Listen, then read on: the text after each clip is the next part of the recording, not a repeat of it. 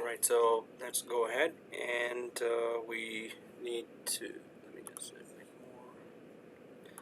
So I'll connect to, so this is, we have already gone for some of the, installation steps, and for that, so what we have done is the server 1, server 2 creation, changed the RAM of server 1 to 8 GB and 8 to 2 GB, and server 2 to from 4 to 8 GB, because on the second server we were supposed to install Exchange Server 2016. 390 users we created and took snapshot of server 1. Also configured highly available storage in both server 2 and server 3 machines, which is RAID 1. Installed .NET Framework 4.7, ran prerequisite PowerShell scripts in our Exchange Server 2016. We installed the other two utilities as well, UCMA and the VC++. We installed the Exchange Server 2016. After successful installation, we will launch it inside the Exchange browser-based dashboard, EAC, or Exchange Admin Center. So this browser-based dashboard is actually EAC.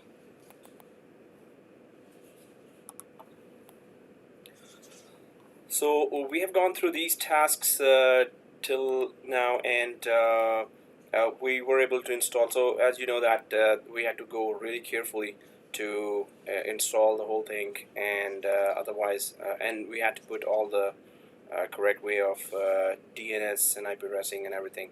So so what we have already done, if I have that diagram from the last week, that diagram I can just continue on talking about.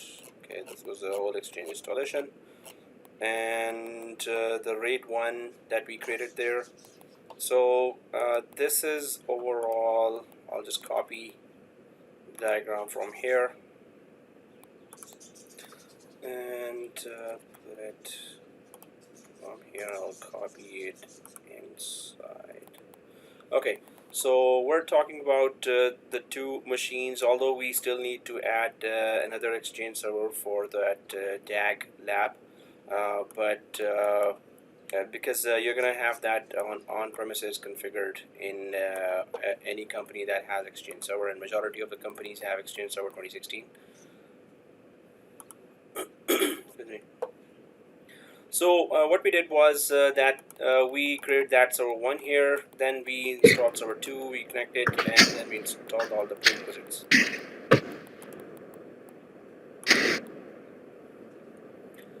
And within the, so we have to just log in, make sure that we log in from your first name admin.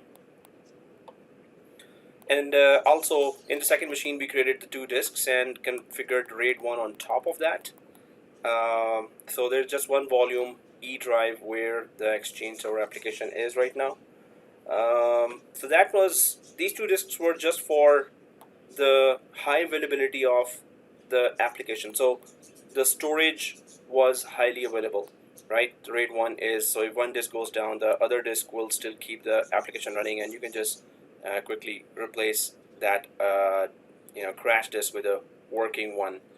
So that's configured already, but later or today, obviously, we're going to configure some more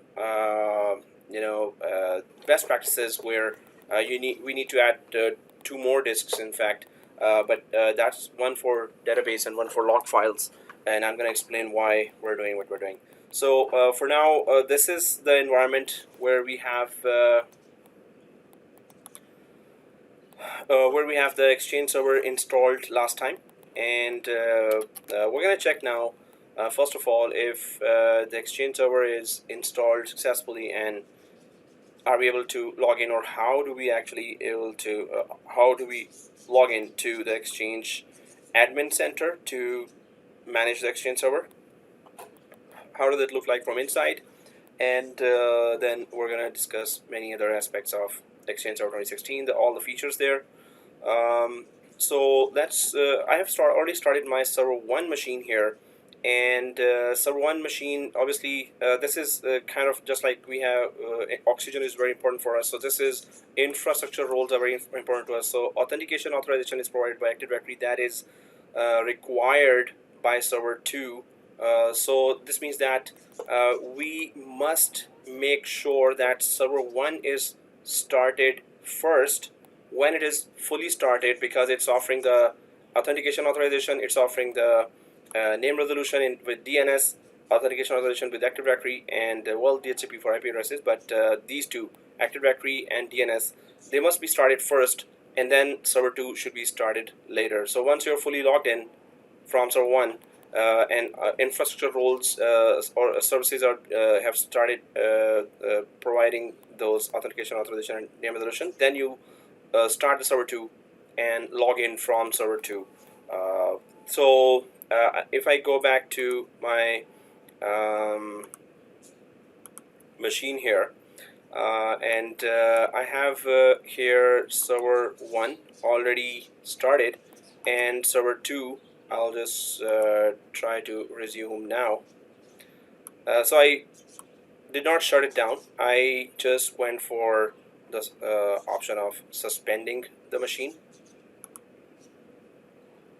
So I just went back and I'm resuming. So from when you suspend the machine, it just freezes all the windows that were open inside the machine, and you get to go back to where you were working on, whichever windows were open at that time when you were working.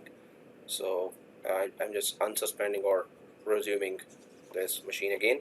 So as far as Server 1 is concerned, here we were actually working on Server 1's creating, inside Server 1 creating 300 users. So that was done, and I'll just close the windows inside Server 1 now. If I go to Server 1 here, and if I go to local server, if it lets me. Oh, okay. So I was able to click that, but yeah, it's because it's bigger task is going on, so that's why it's just too slow right now.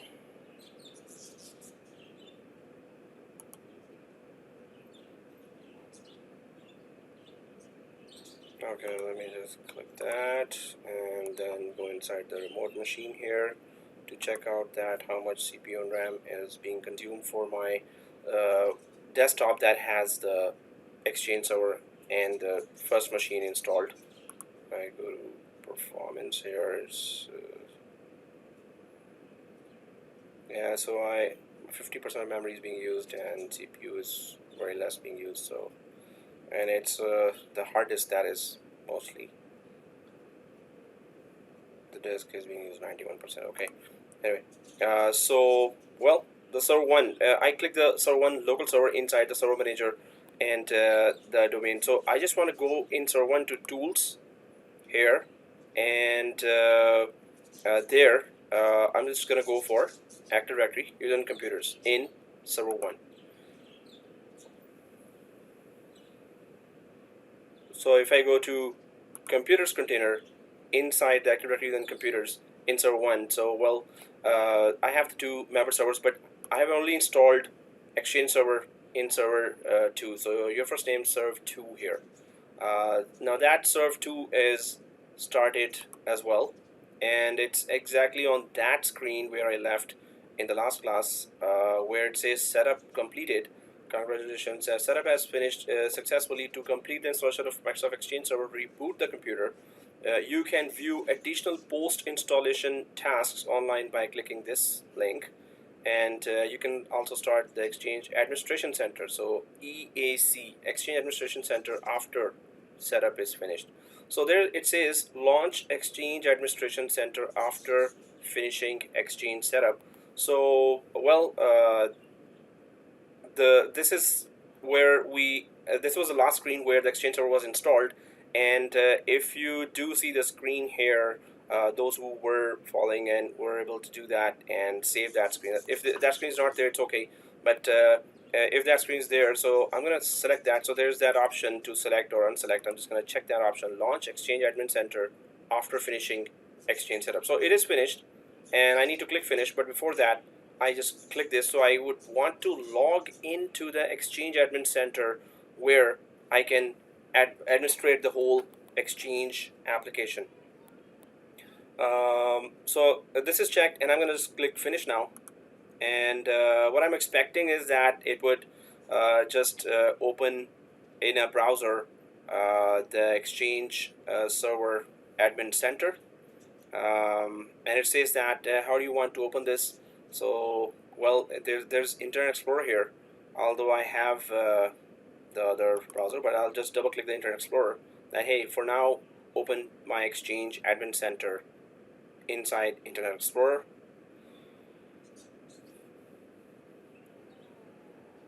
So it's giving me the blue donut right now. And I'll expand that. So it shows me HTTPS and my machine name /ECP Exchange Control Panel. Although it is called EAC, Exchange Administration Center, but the URL shows actually the older name to access this, and that is ECP, which is Exchange Control Panel. It used to be called Exchange Control Panel before in older versions of Exchange. So this is the URL that needs to be open till ECP. Then you can see that the URL actually changes to OWA. From ECP, it changed to OWA here, and that is Outlook Web Access, or OWA, or Outlook Web Access. But actually we were going for Exchange Admin Center. Although it changed this URL to OWA from ECP, we're still gonna log in from the administration center of Exchange server. So it does ask that hey, just give me the username, password, actually username / domain name. So domain name / username. So what is my username currently? I'm just gonna right click here and go to command prompt admin, just to get quick information about which user I'm logged in from. So wow, it's that slow. So it's yeah, and what I'm trying to do is host name here. So yes, I'm on the second machine, and then who am I, which domain, and which username I'm logged in from. So that's your first name domain / your first name admin. So if I just put this credential inside here, the Exchange Admin Center, so obviously this is the administrator of the Exchange server as well, because through this user account we deployed the Exchange server. Okay, so Dylan says, can you show how you got there again? Yeah, so I'll try to, okay, the URL, that's the main thing you need to have. So Dylan, we're on the second machine first of all, and on the second machine you're supposed to have opened a browser. Within the browser you need to put the URL for entering the EAC or Exchange Admin Center. So let me put the URL to enter EAC, which is Exchange Admin Center, and well, that's the full one, but I'll just go down to ECP. So this is the URL. So go to the server 2 and open any browser. So and then put your machine name, and also your then /ECP. So the URL would be like this, but change my name to your machine name. Don't just exactly copy this one, but I just put in the chat as well, and also in WhatsApp. So Exchange EAC URL, change my machine name to your machine name. Okay, and I'll just put it here as well, change my machine name to your machine name or computer name, right? Whatever your computer name is, your first name served to, right?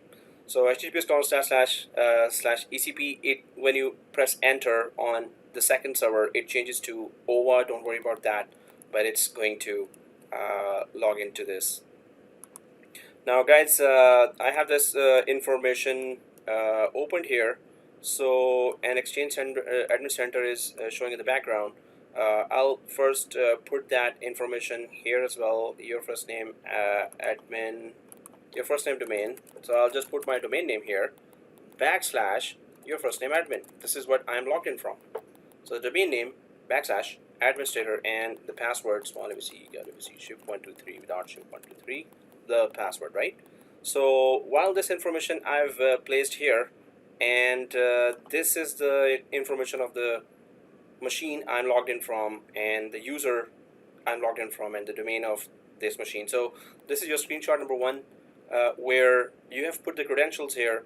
And if you're logged in from, some of you may be logged in from Exchange Admin Center, then the logged in plus this screen where you're seeing the command prompt information for who am I and hostname commands, hostname command here, who am I command here. So that's your first screenshot that in the background Exchange Admin Center is showing with your username, your domain name / username. So take a screenshot here, screenshot 1, take a screenshot here, screenshot 1. And I'll put that sample screenshot in, okay, in OneNote as well as in WhatsApp. So this is screenshot 1. I'll just make it window smaller and give you a sample screenshot. Just remember to put your name in the background, those who are just taking screenshots. So that's screenshot 1. I'll go to, so screenshot 1 equals, and the title is logging into Exchange EAC, and there's a screenshot. So Dylan says it's not opening for me. Now Dylan, you can share that error screen. What is it showing? But the main thing is the spell check here. Was your Exchange server fully installed? First of all, did it show you the last screen completed successfully? So if you share it there, and yeah. So there's a screenshot showing here, and didn't serve to /ECP. And are you on second machine? That's first thing. And unhandled exception occurred during the execution. Blah blah blah. So weird original code. Topology couldn't find the Microsoft Exchange Active Directory. So Dylan, is your server 1 up? First thing. Second thing, can you ping from server 2 to server 1? And turn off the firewalls of server 1 and turn off the firewall of server 2. So it's not able to find your Active Directory. That's what it's saying here. Couldn't find the Microsoft Exchange Active Directory. So server 2 cannot find server 1, basically. So turn off the firewall of server 1.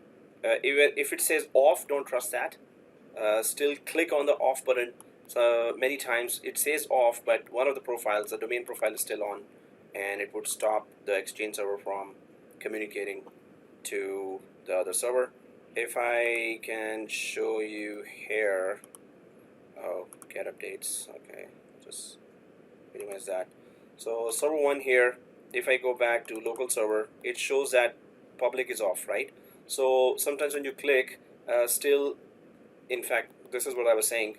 You can see that domain networks. So for some, the traffic is stopped, and for some, the traffic is not stopped. So in my case, server 2 Exchange server really needs to have total access to Active Directory. if there's a slight access slight for a short amount of time, if Active Directory is not available, Exchange server will also not work. So you can see that it did not block. The firewall was on, it did not block me, but for some students it actually blocks. So that's why in some companies they actually turn off the firewall or on the operating system level because it's not very reliable. In other companies they actually do that. So they do turn on the firewall. So you can see already that the firewall is on, but I'm still able to connect from the machine to do it. So I'm just going to go back here, turn off the firewall. Sometimes, well, this is one of the issues. It could be any other issue as well, but right now, for your specific. So I'm just going to go to the second machine, go to the local server. Oh, the firewall is on here as well. I'm going to click that and just make sure that in our training environment, we got the firewalls off. For some students it blocks the traffic, and when you turn it off and then try again, it works. Maybe it could be something else as well, because it's basic communication between server 2 and server 1 right now, if that error is coming. So Brady has put screenshot 1 logging into Exchange EAC. Oh, thank you. And yeah, I was putting that screenshot there, so let me just quickly do that too.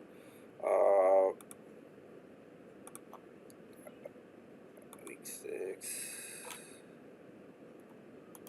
Hope it lets me copy that screenshot from here to here in WhatsApp now. Okay. So that's screenshot 1 and the Exchange Admin Center screenshot, sample screenshot number 1.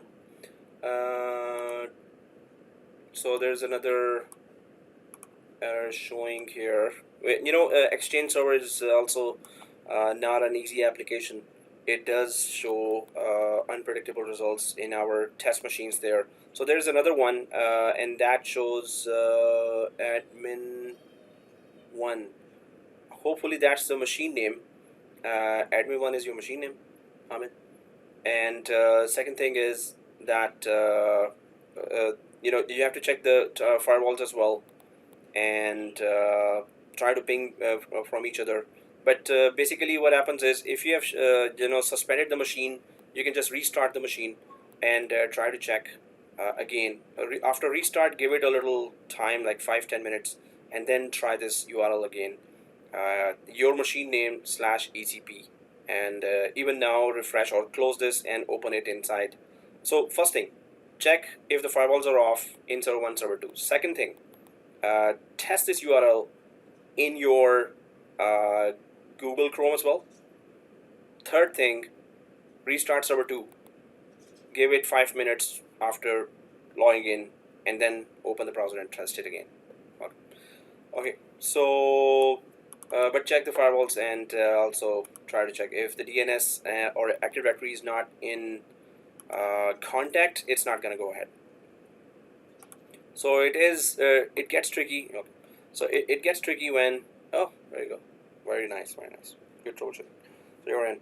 Okay guys, so I'm just going to go ahead. I've been waiting here, so I haven't clicked the login. I don't know what kind of error it's going to give, if it's going to give any error, or it will let me sign. So I'm just clicking sign in now. I wanted to check, obviously, if I can sign in to what? To the administration center of Exchange server.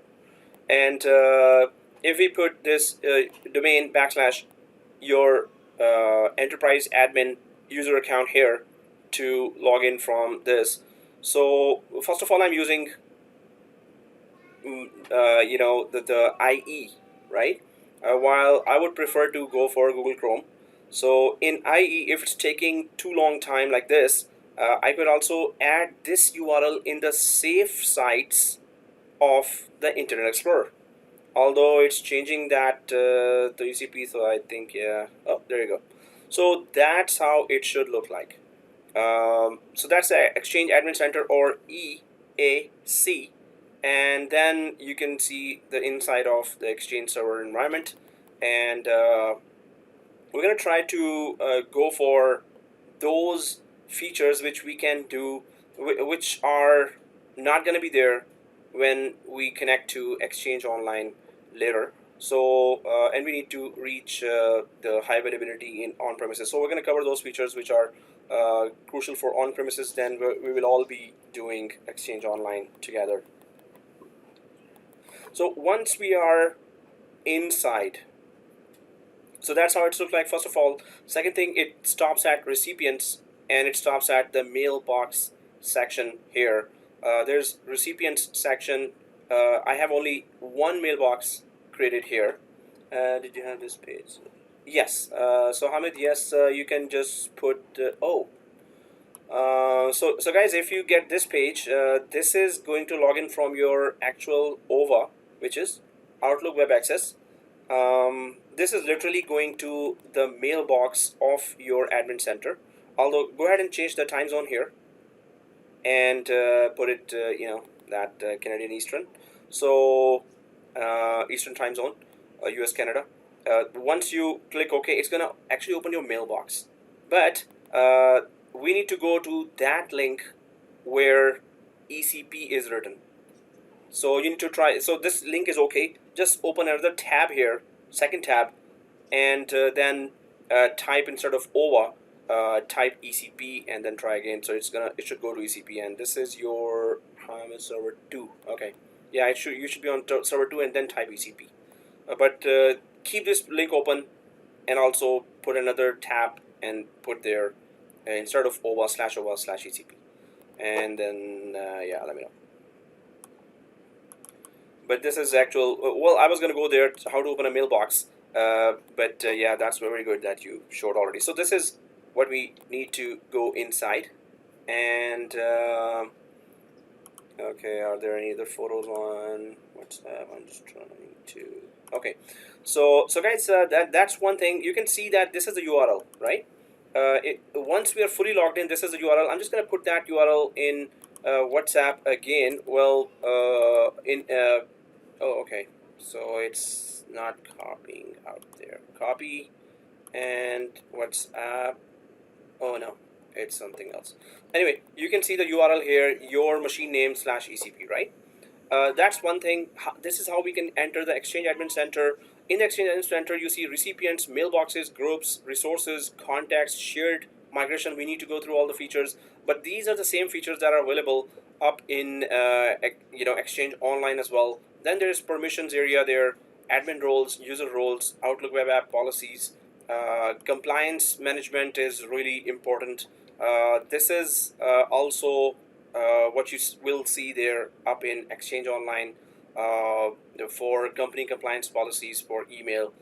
So you should be really good in that. Organization, and that is if there's a federation trust there.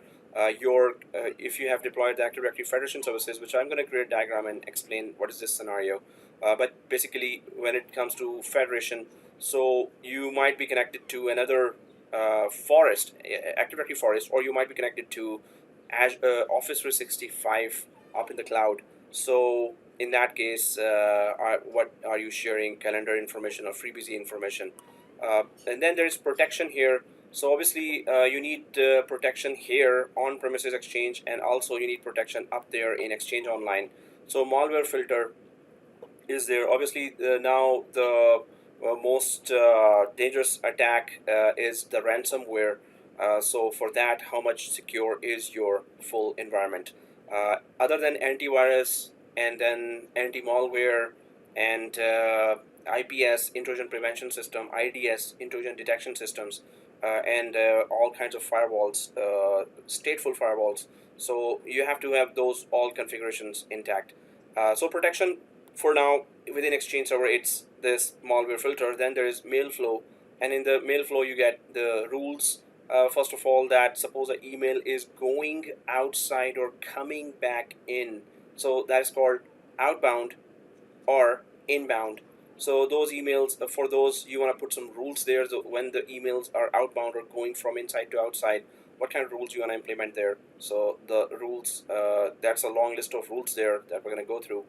Delivery reports, accepted domains, email address policies, receive connectors, and send connectors. So this is all about mail flow. What are those, and when do you use them? Why do you use them? So we'll discuss it all. and then mobile, so that's mobile device access and mobile device mailbox policies. And so obviously if you are accessing your Outlook from inside your cell phone or tablet, so what are the policies there? Now this is a lab that we can do better with Exchange Online, because there you can just log in from your cell phone based Outlook and it will show you there as well. Okay, Brady says my URL is different /ECP/default not. Oh, okay. Well, Brady, yeah, so that's good as well. And that's it may have opened the default directory there and showing this. If you refresh again, so it might change into that. In fact, if I refresh, yeah, it's not changing. So yeah, as long as it's showing you this, it's okay. But I'm not sure why it's showing you a different URL. Okay, so then there is we were talking about mail flow and mobile. So then public folders here. So public folders have well, these are supposed to be deprecated, discontinued, but they are still there. Since Exchange Server 2010, they were saying that it will be discontinued feature, but no, it's still there. So we're going to talk about it. But what it is used for is to share the tasks, the calendar between the team members. So then you go for public folders. We're going to do a lab on that, and you will really understand what it says. Unified messaging is basically for connecting your Exchange server to your phone system, your PBX exchange, or your voice over IP, VoIP phones. Maybe you've used that in the companies already.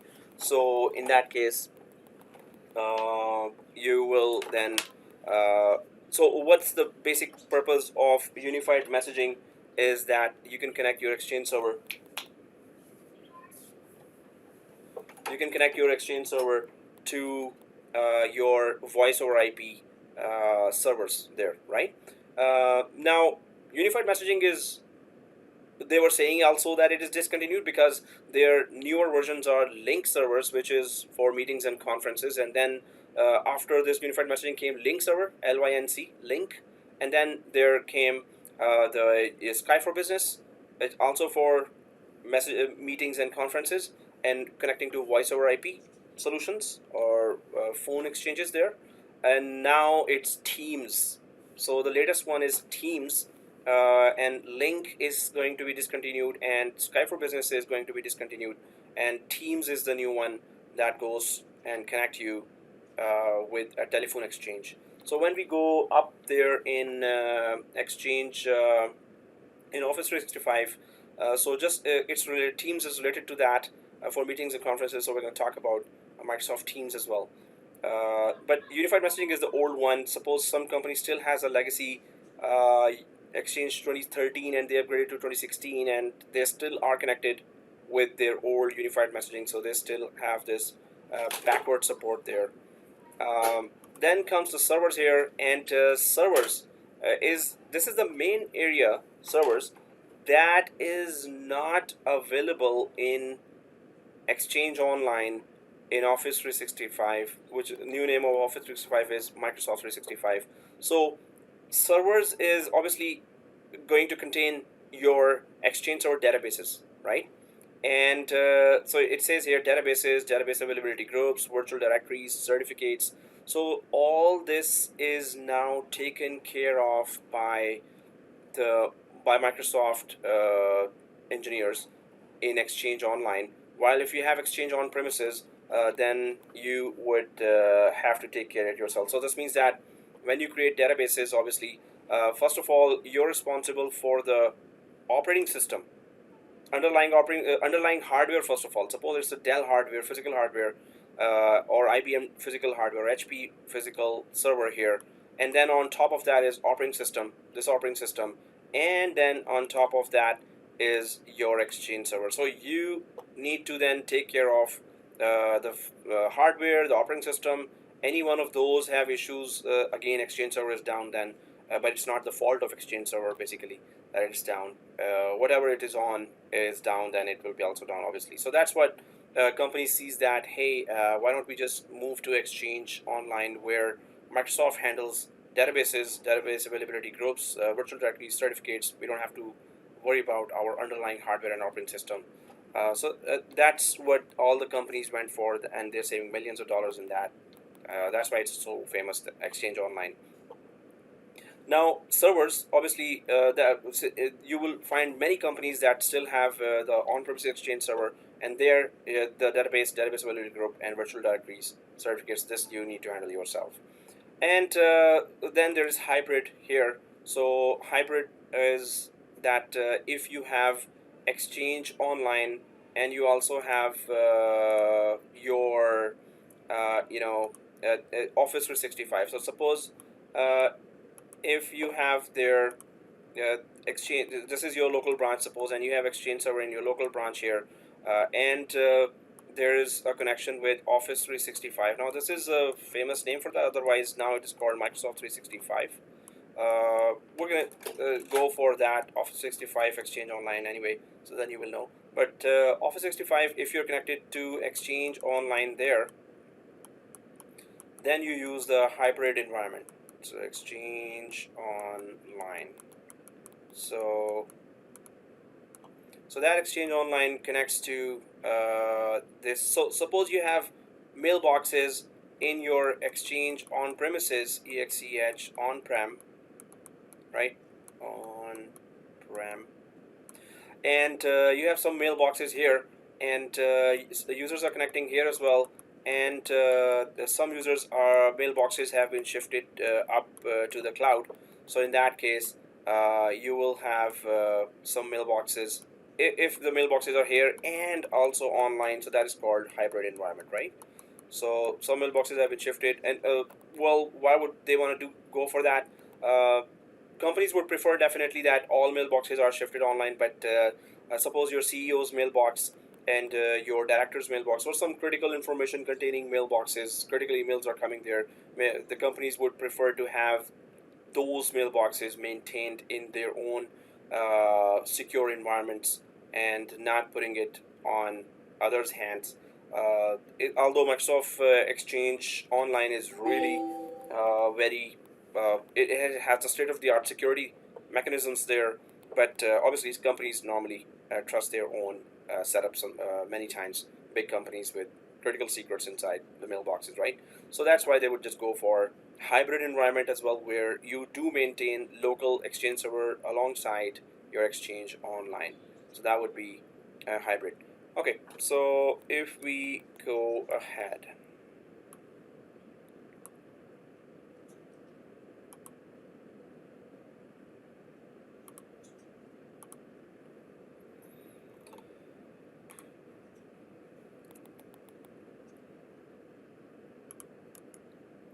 so this is once we log in from Exchange server. So that's the first thing. How does it look like from inside? And second thing, it's IE based. I just opened it in the Internet Explorer. So if I want to select this URL here and copy this, and I'll try to minimize this Internet Explorer, right? And I'll check that. Don't I have, oh, actually I don't have Google Chrome here. Yikes. Okay. So that's why it didn't pick up that. So I'm just gonna go quickly install the Google Chrome and then put that link there. Some of the time you would see some issues with the IE that are not with Google Chrome. It's pretty user friendly. So I'm just gonna open that. Obviously you need to have internet connection here. I already have that. I'm just gonna open another tab here and quickly just simply download Chrome. We know that. How to do that? Download Chrome.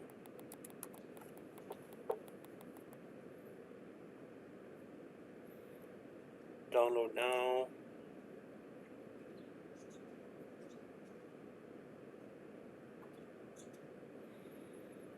Although you can also use Microsoft Edge. Sometimes it takes us to the edge, so that's not good. Oh, okay. 429. Oh, okay. That was okay. Download Chrome quickly save it in downloads folder and run it. Okay.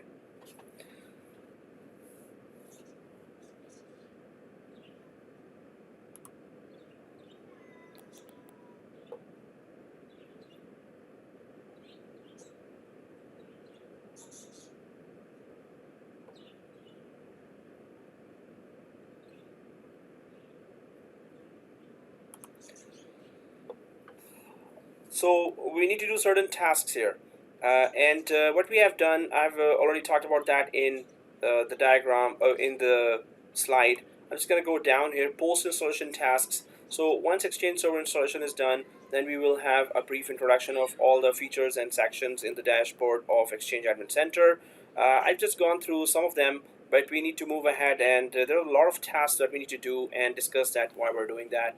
Paul says in chat, Edge is Chrome these days. Oh, okay. Yeah, Edge has one advantage. It's lighter than Chrome. It's not a big RAM eater. So Edge in that case is good. Sometimes, when we're installing and configuring different advanced features, then Edge starts giving some errors that are like, where are they coming from? And I have taught full Office 365 course with Exchange Online and SharePoint Online and Teams Online, so the whole package. But yes, I did all that in Edge, and if it's a Microsoft product, definitely it works fine. This is also a Microsoft product, but somehow 2 or 3 times I got some errors that were not coming in Chrome. So yeah, if you want to go for Edge, it's okay because they've updated that as well. It's an updated Edge. Maybe some of the errors that I've seen before are gone now. And if you are able to do that, that's very good. And then in future, I'll also adopt Edge. Okay, so here, and Paul says, yeah, it literally is Chrome. They use the same JavaScript engine. Oh, so you're saying it's literally. Okay, okay, thank you. This means that, yeah, I just have to gain some trust. I teach VMware classes, VCP certification, professional there. I've used Edge there. Well, for certain software application, I don't know why it gives errors that Chrome does not still give. Chrome has very good add-ons there that you can incorporate that are very good and user-friendly with some other enterprise-grade applications like vCenter in VMware. Okay, but yeah, definitely. That said, what you're saying is literally is like Chrome, so I'm going to try that as well in some future applications. Okay, here I'm just gonna copy that URL here and in Chrome. And yes, so it just goes ahead, but definitely I'll put all the trust in Edge again. Hopefully it does not disappoint me. For now, it's your first name domain and / your first name admin, and just go ahead and log in here with the password, and I'm logged in. So okay, I don't want to save that information. Now, first thing is that Chrome is there. I wanted to also show you how to log into the mailbox of the logged in user here from the browser. So first thing, how to log in from ECP, we saw that. And second thing is how to log in from the mailbox of that. So obviously the URL would not change, other than that instead of ECP, you would write OWA, which is OVA or Outlook Web Access. So I'm just going to copy this same URL until ECP here, Control C, or suppose you see default there, whatever you see there, just copy that and go to the next tab in Edge or IE or Chrome, whichever you have. And I'm just going to paste that here. And instead of ECP, I'm just going to type here OWA, OVA or Outlook Web Access. This is the email client. This is the browser-based email client, just like Office Outlook when you install MS Office. So this is browser-based, lighter version of that, but it has all the advanced features of the client that you have. Well, not all the advanced features like Office Outlook, because that. Okay, if I press enter, first of all, so now I need to log in from my email client, browser-based email client called OVA or Outlook Web Access. And before I use the ECP URL for that to go inside the administration console, I'm going to go for OVA or Outlook Web Access. And yes, now it is showing that it is Outlook, it is not Exchange Admin Center. And it's just, if it's the first time you're opening for a logged in user, then it will ask for the time zone. I'm just going to go down to the time zone for Eastern Time, US and Canada. And save. English United States is okay, but the time zone, you need to fix that. It must be correct. Otherwise, some network services will not be available if the time is wrong or the time zone is wrong. So that would be the mailbox.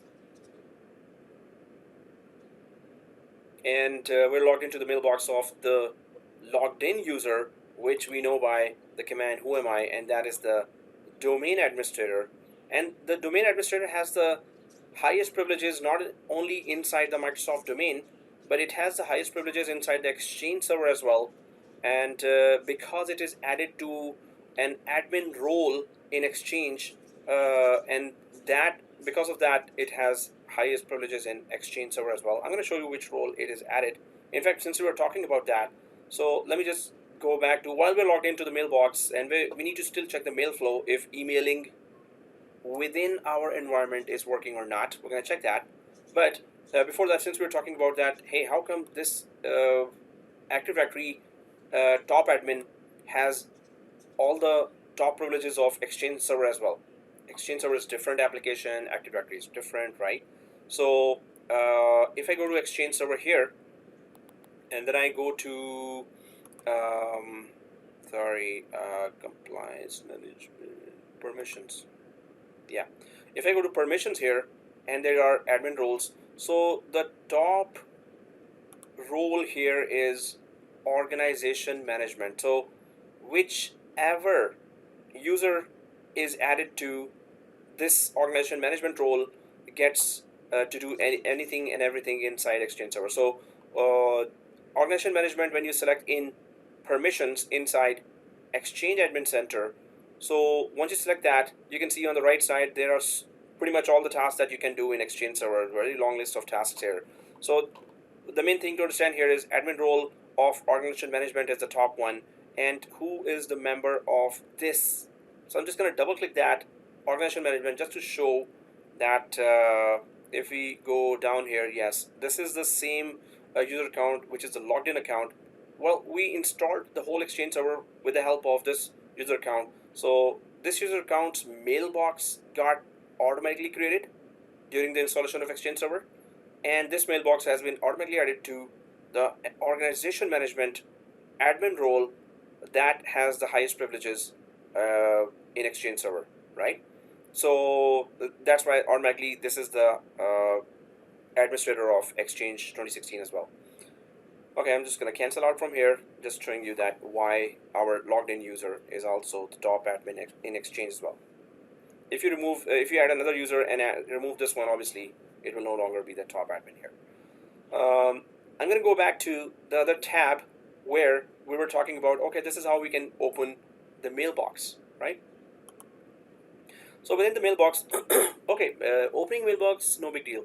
But is our email working right now, like sending, receiving email within the organization, within our testing environment, is it working fine or not? So I'm going to go for, as soon as I logged in, it's just an empty mailbox. I'm just going to go to new here to send an email to myself first of all. And if the email arrives to my mailbox here, this means that as soon as you install Exchange server, internally it is working fine, right? So as soon as you install Exchange server here, internally the email starts working. But what does not work is that Exchange server automatically does not start sending email to the internet. It's just working within its Exchange environment. So we're about to create 390 mailboxes. So if you email to any other user within your Exchange environment here, the email will start going to that user mailbox within the Active Directory, and you can just start emailing back and forth between the employees. or users of Active Directory within this environment, right? So I'm going to go to the new here, and then well, we only have one mailbox here right now in this Exchange organization, but so that's why I'm just gonna email it to myself, your first name admin, or whatever username you're logged in from, and I just put that. I'm gonna click search directory. Is there such mailbox in Exchange server? If there is, it's gonna search it. If I click that, yes, it says yes, there is one mailbox actually. That's the only mailbox here in Exchange server for now. So I'm gonna just put here testing mail flow, and Control A, Control C, Control V here as well in subject, testing mail flow, right? I'm just sending email to myself, and if everything is working fine, it's we will receive an email. If it's there's some issue with that, then we will not be able to receive emails to ourselves even. So I'm just gonna click send, and if it goes to the draft, which it did, it should go out of that. It should not go to draft. It should just reach the inbox here. It should be also in the sent items. If it was sent, it would have been in the sent items, right? But it's actually in the draft, which means it's not going anywhere. So I'm just gonna refresh this whole browser here as well. Well, I just see it in the draft. Okay, same. Okay, I'm gonna say same. Why it is not leaving this mailbox at all? Because it should have been in the sent items right now if it was sent, and inbox because I sent it to myself. I'm gonna refresh one more time, and I'll tell you the reason why. Well, it's the messed up DNS here. It's this DNS, because of this, it is not right now working. Now, why is the DNS having issues? Didn't we set up our DNS? So what happens is that our DNS. So we have two NICs here, right? So NIC 1 and NIC 2. NIC 1 is connected to our local LAN. So this is, we can say, local traffic is regulated by NIC 1. It has our local DNS as well. That DNS actually lives in my first machine. I'm sitting in my second machine here, right? This is my first machine where the DNS lives. So NIC 1 is connected to the local traffic, but NIC 2 is actually giving us NAT, and that NAT is our home DSL. So the DNS of the DSL router is being used right now. So Exchange server email, when it goes, it needs to ask that, hey, I am leaving, and hey, Nick 1 and 2, whichever, can you tell me where is this Exchange server mailbox? And first thing, second thing, what is the name of that mailbox? Then the DNS, there's a local DNS here, and there's a external DNS here. So because of the external DNS being there, the request that, hey, where is that server? Although it's in the same server, it's still going to ask from DNS. I need to go to that mailbox that lives inside this server. So it has to connect the DNS as well. So if the DNS, if it's going to this DNS is saying, hey, okay, I can take you outside to where? Where do you want to go? Yahoo, Hotmail, Outlook? And it says, no, the address is this, local domain. So where is the local domain? The outside DNS, home DSL, does not know that the name of our local domain. So what we need to do here is we need to get rid of this guy here. We just need to disable this guy. So we don't need internet connection. In a production environment, what happens is, in the companies, what happens is that you have a local NIC 1. That NIC 1 has a gateway and an alternate DNS server as well, AD, so alternate DNS server. That alternate DNS server takes, the same NIC takes us to the internet. Same NIC also takes us to the local DNS. So here we cannot achieve that. We have to have that, if we want internet connection, we need to have a second NIC, and the DNS is different for that second NIC. So we just need to get rid of the second DNS right now. We need to connect this Exchange server to our local DNS, right? So that's the main discussion that I wanted to have. So how do we fix that? Just disable that network card, and then you have to run the two DNS commands called ipconfig flush DNS and ipconfig /register DNS, and then refresh this, and hopefully it will go as soon as it picks up. Oh, I'm connected to my local DNS now, yay. So first of all, I need to get rid of this exchange internet connection here. So I'm going to go to the server manager here, and in the server manager I'm going to go to the local server. I'm inside server 2 right now in the exchange server. So local server, I just need to go to the network card and disable the second network card basically. So local server, and then go to the second network card. That second network card, thank you, I needed internet, you gave me, but I don't need you right now. So I'm going to right click here and disable this guy. But that's not all. The DNS has to be removed from the cache, DNS cache as well. DNS saves some addresses to redirect the traffic to. So I need to go to the, while remaining in server 2, I need to go to the command prompt admin and run two commands. We may have known that already. ipconfig flush DNS, ipconfig register DNS. So ipconfig flush DNS ipconfig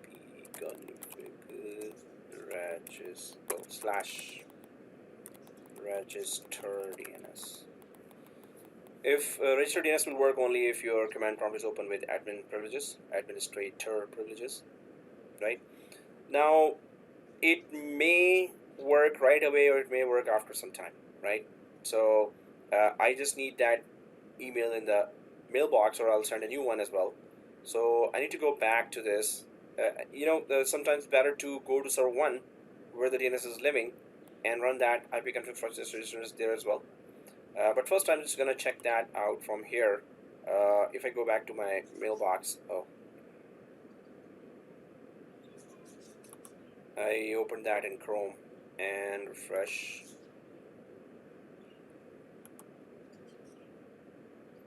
So it's still in the draft. While this is in the draft, I'm just going to click new email. If the mail flow is okay now and the DNS is talking, then your first name admin, enter test2, tab test2. Just open another email, right? And test2. And then new, type your mailbox name here and test2 and send. Well, it also landed in the same draft. This means that DNS is still having issues. So I'm just going to go back to my server 1 here, and I'm just going to run ipconfig flush register DNS in server 1, and we can just run those two commands there in. Then we can also check what is the DNS IP there, and what is the result of NS lookup in server 2. Oh, I didn't check that since I'm on server 1. I'm going to open command prompt admin here, and I'm going to go yes and check here ipconfig space flush DNS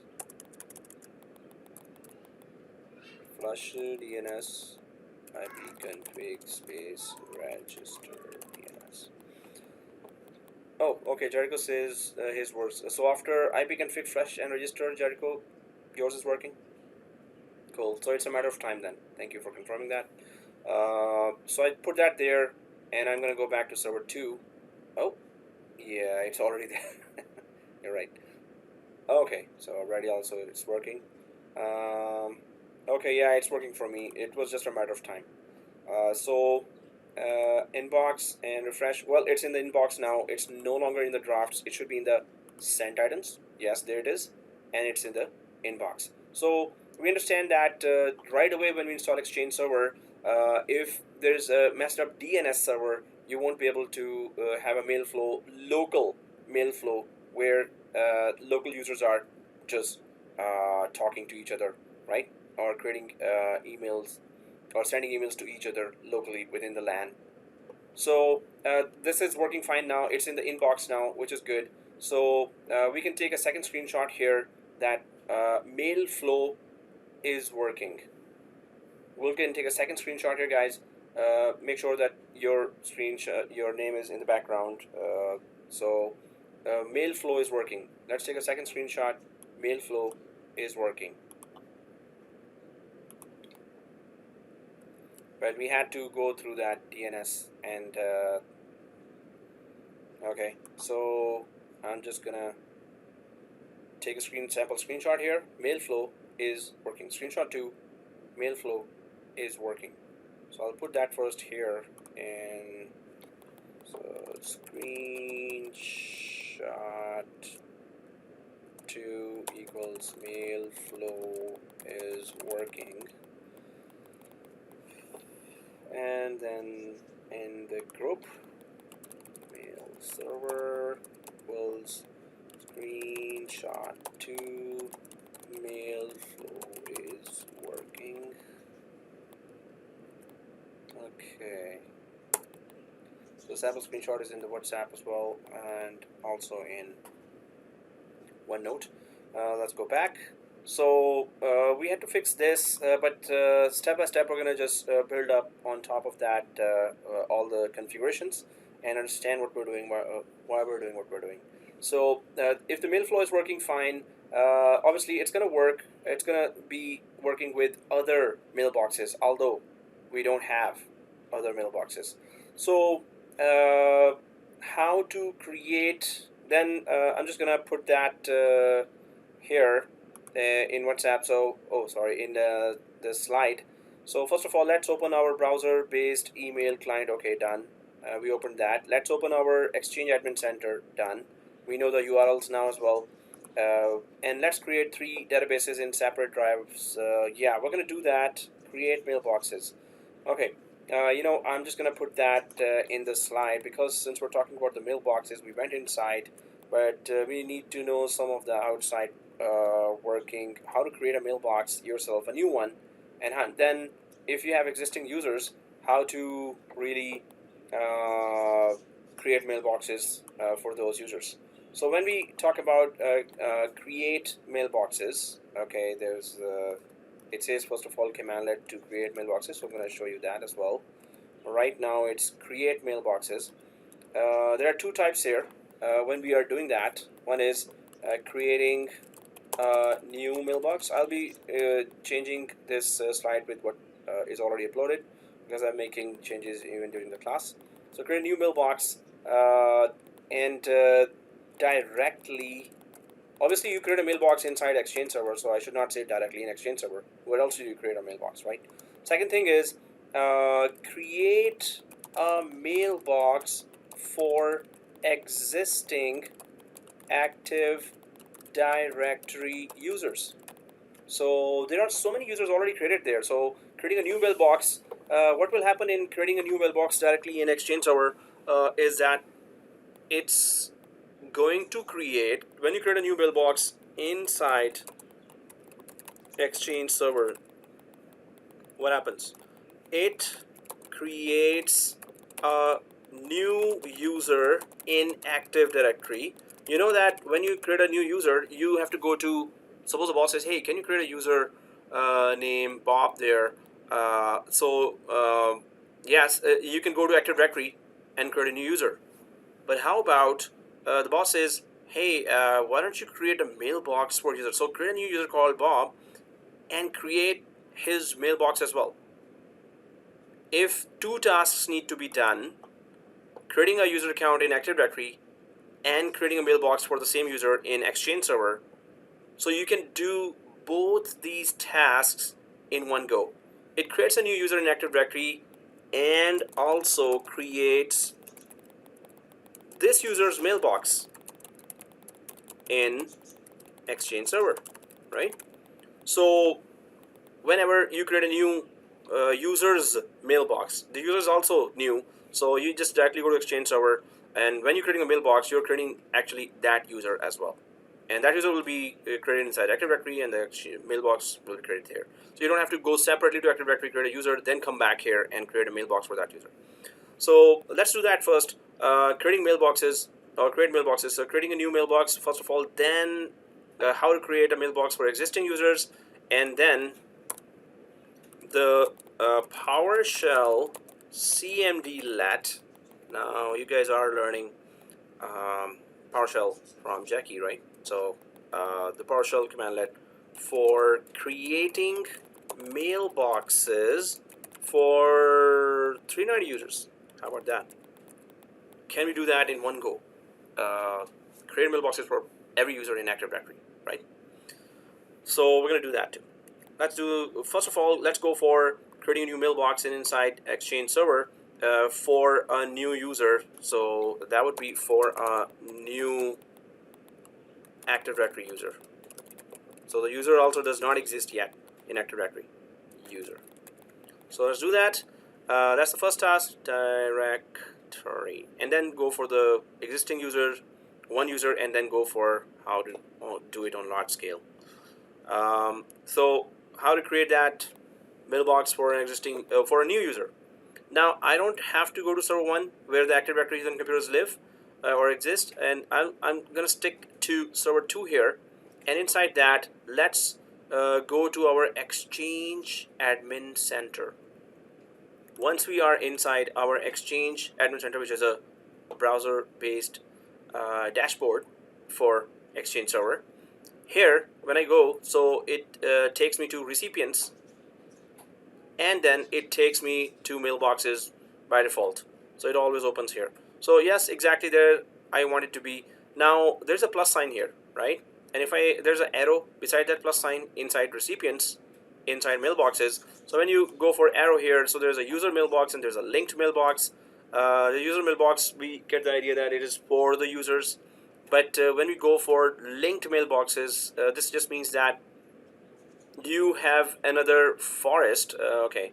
Linked mailbox. So when you install an Active Directory, you install a new forest. Now I'm sure you've all done. It was a prerequisite, right? So the Active Directory course.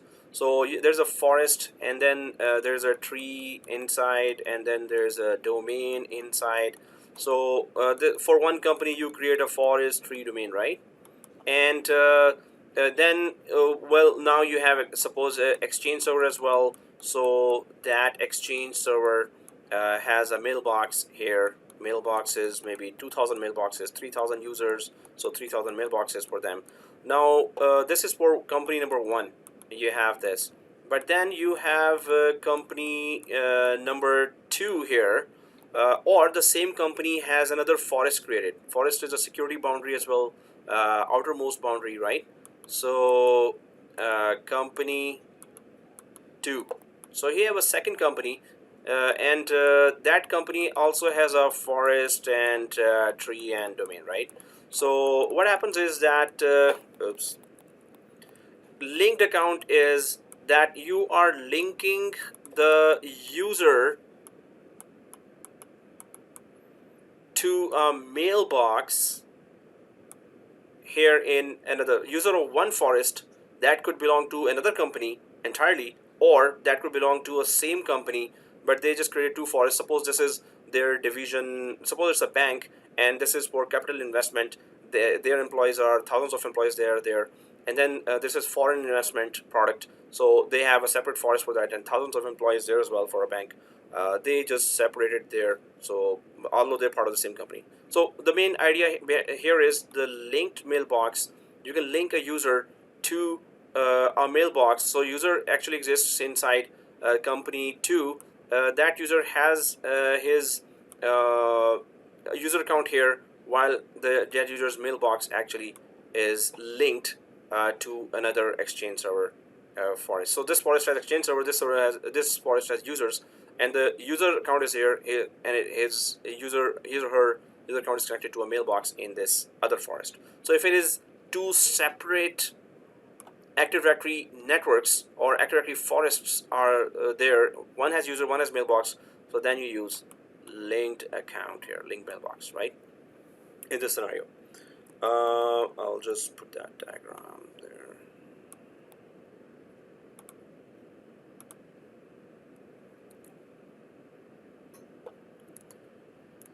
Okay, but we're going for the plus sign and user mailbox, so that's your normal user. So let's just click the user mailbox here, and once you click the user mailbox, so this screen opens here, and it clearly says that, hey, is it an existing user or it is a new user? So we do have a lot of existing users. Suppose that was the new user, so that's the first scenario here. Now we could just come up with some user here. So it's Jack. So user is Jack, right? And we can go for new user first of all, right? So you can just put the name alias here.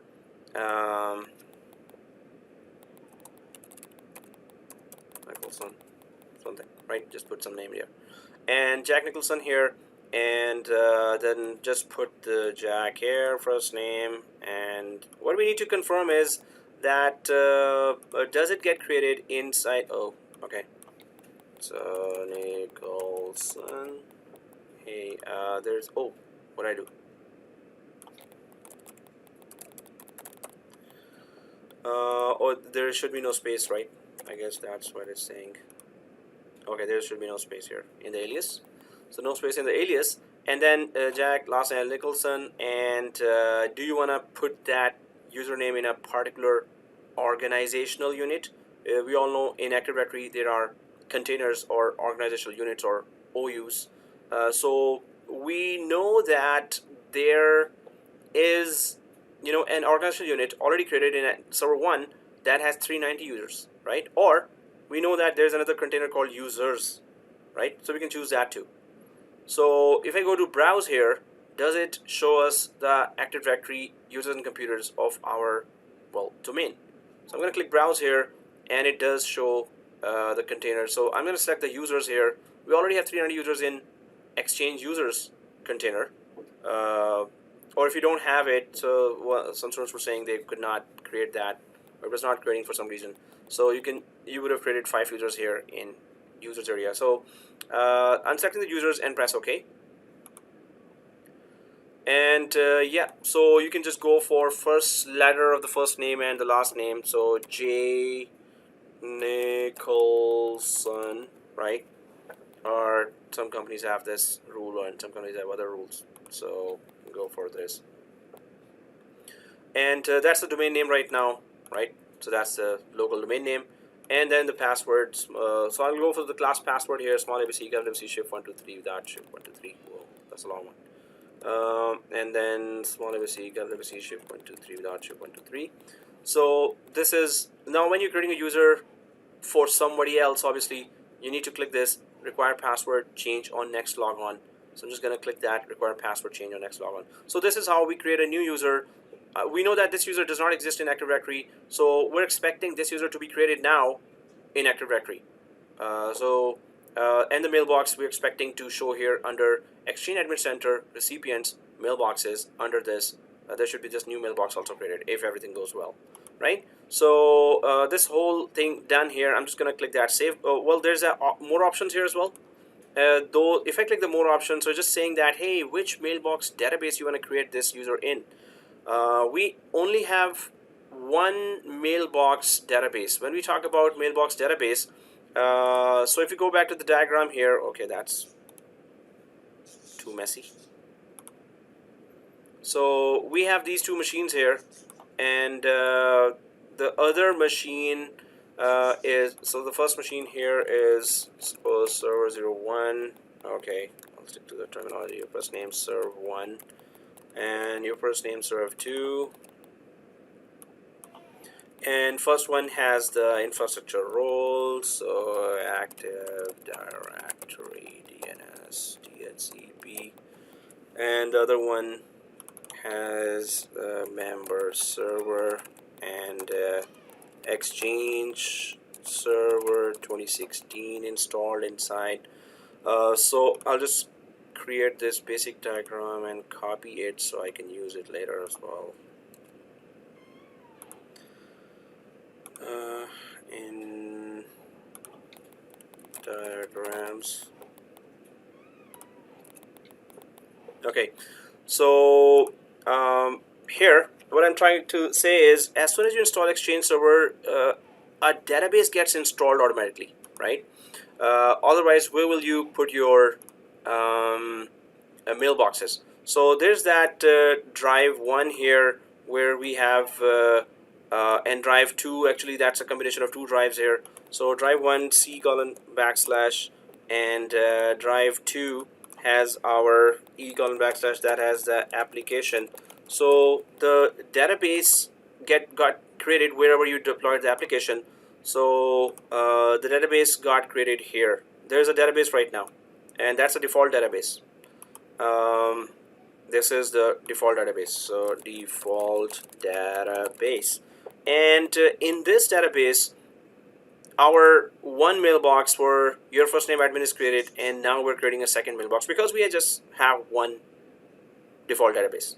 But for the best practice, obviously, we're going to go for multiple. We're going to go for 3 more databases. We're going to create 2 more drives here, and I'm going to show you that what is the best practice there to create the new databases, how its 2 portions, log files and database files, should be separated and why. So first of all, this is the default database where all the mailboxes are living right now. So mailboxes here. Okay, so if we go back to this, thinking this in the diagram, if we go back to this, so if I click the browse button here for the mailbox database, then obviously we have just one database, and its default name is mailbox database some number, right? So that's the only database we have. Later we're going to have 3 more databases, then we'll know how to create them. I'm going to click cancel here, and well, if we don't choose, it's going to choose for us, and we know that there's only one database. So you choose it, doesn't matter. You don't choose it, doesn't matter. Archive, use archive to store old emails. So normally archive solution is that suppose you want to retain your older emails as well. So archive solution just means here that you can actually create another machine here, and that machine could have huge amount of disks, terabyte and terabytes of disks there, and the only purpose of this, it would create a database there as well, and that database could be an archive database. In this archive DB, you would create archive mailboxes. What's the purpose of all this archive? So obviously, the main scenario is that you would create an archive mailbox when you suppose you want your emails to be saved after 1 year. So after 1 year retention period, suppose after 1 year, all my emails should be shifted to archive mailbox. So first thing is to make sure that your current mailbox is lighter. Suppose this mailbox has so many emails and attachments and attachments and attachments that what happens is that your mailbox is like 30 GB mailbox. Now that's a huge mailbox, right? Because you never deleted your emails. Oh, I need all those old emails from even last century even.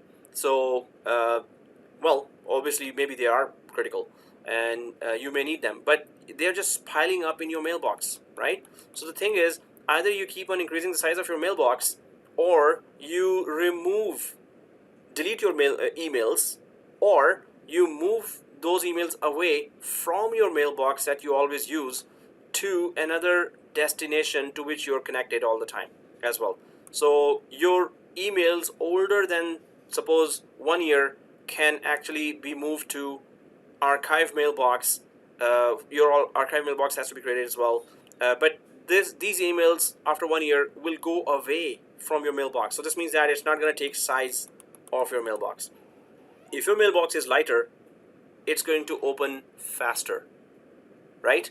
It's going to also, if your mailbox is heavy, 30 GB, 40 GB mailbox, so it's going to open slow. That's for you, it's going to open slow, but it's going to affect the database in which it is living. That same mailbox, that same database has 1,000 more mailboxes, right? They're all opening from this database, opening. So if your mailbox is heavy, it's going to actually cause delay and performance delays on this database, and all other users will be affected because you did not clean up your mailbox with all those unwanted emails, or just the mailbox is too big, so you need to just clean it up. So archive mailbox just keeps your mailbox lighter. Your emails are gone or moved away from your current mailbox to an archive mailbox. Not only that, what about if you need it? So there's a link that is created from archive mailbox. That's a shortcut that is created to your mailbox, and whenever you click that link, you're connected to the archive mailbox where you can see all your older emails. So your mailbox is lighter, and you still have access to all your old emails. That two purposes are achieved there when you create a archive mailbox, right? So that's why it's important to have an archiving solution. Normally, every company has an archive solution there.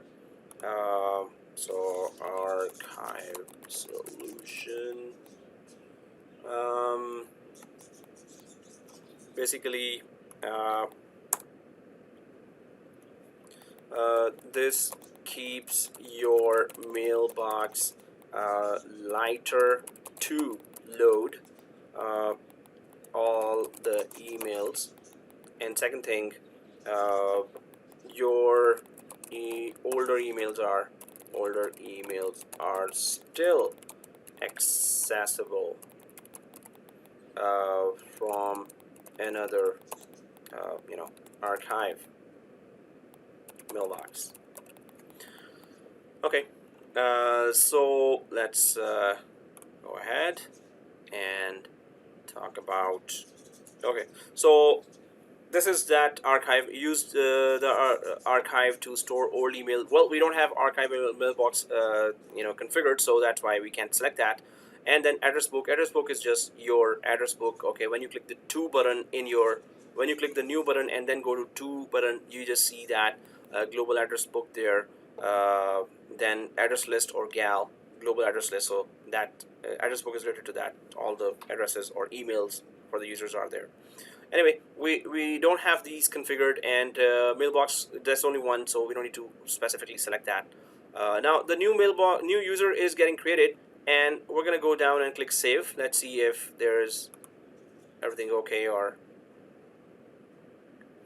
okay, so we were able to go for the new mailbox, and it was created here. But did that user got created in server 1's Active Directory users and computers? So I'm going to go to server 1 here, and I need to open I was going to say Azure Active Directory, so used to it. So tools and Active Directory users and computers. I'm just going to click that Active Directory users and computers, and in the users container here is there a user called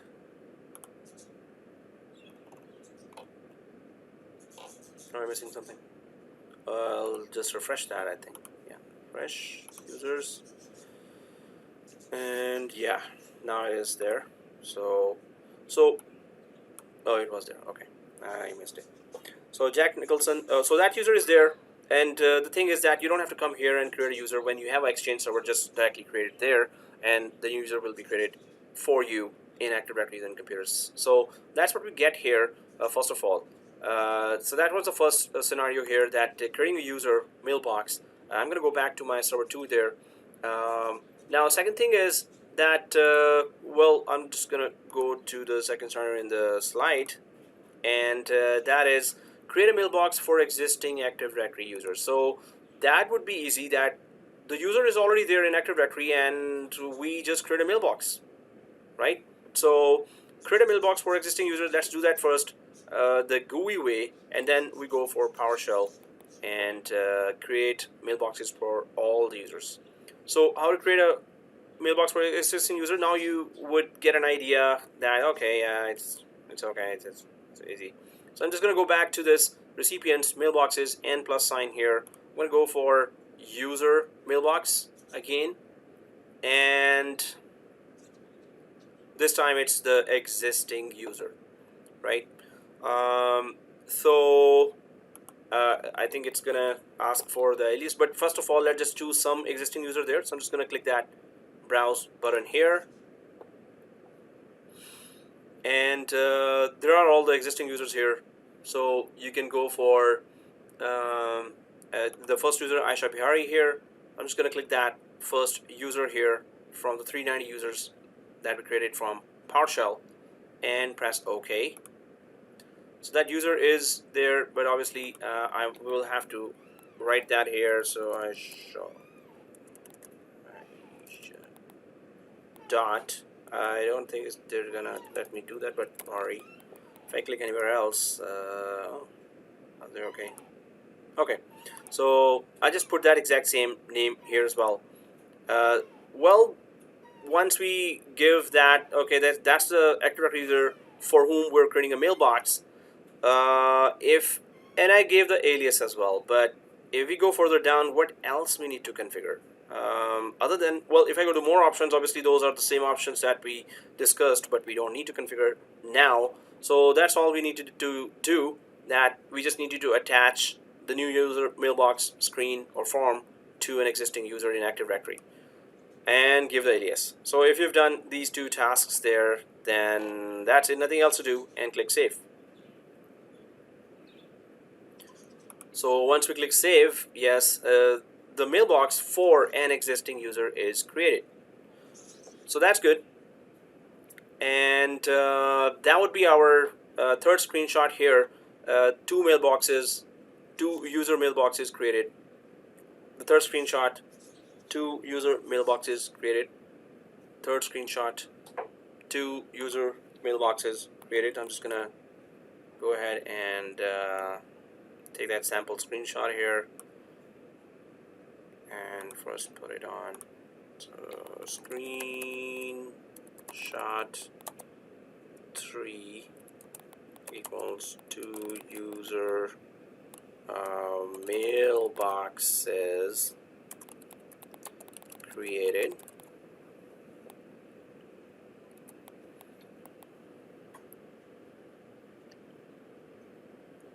Make sure your name in the background is displaying, and I'll just put that same thing there now. So in WhatsApp, mail server equals screenshot 3 to user mailboxes created. Okay, so once that is done, let's go for next step.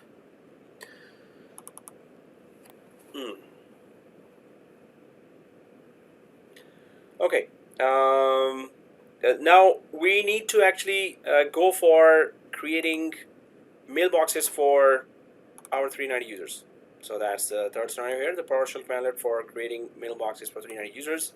So first of all, how many users are there, or where are the users? We can just check it out. So I'm just going to go back here to server 1, and in server 1 I have Active Directory then computers open, and the exchange users container has all the users, right? So exchange user container has all the users.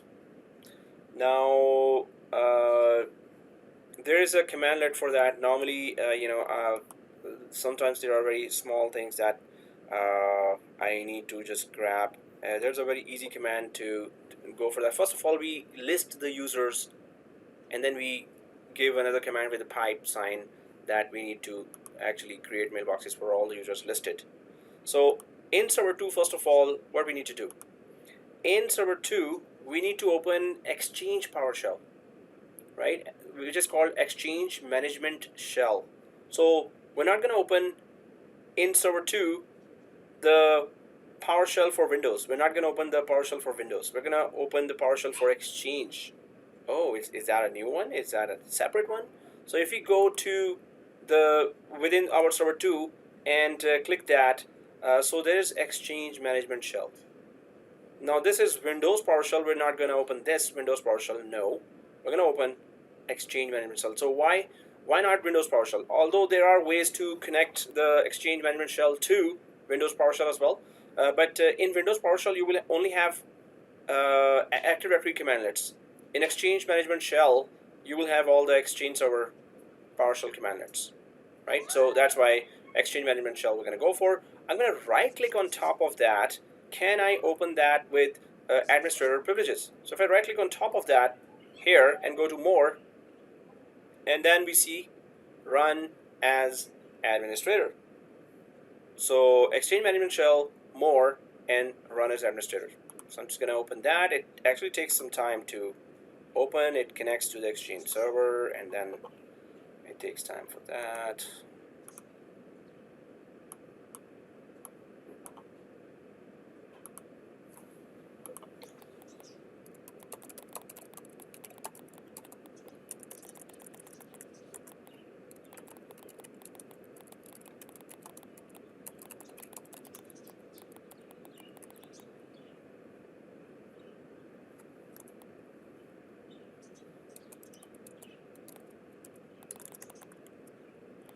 So it is created, it is attached.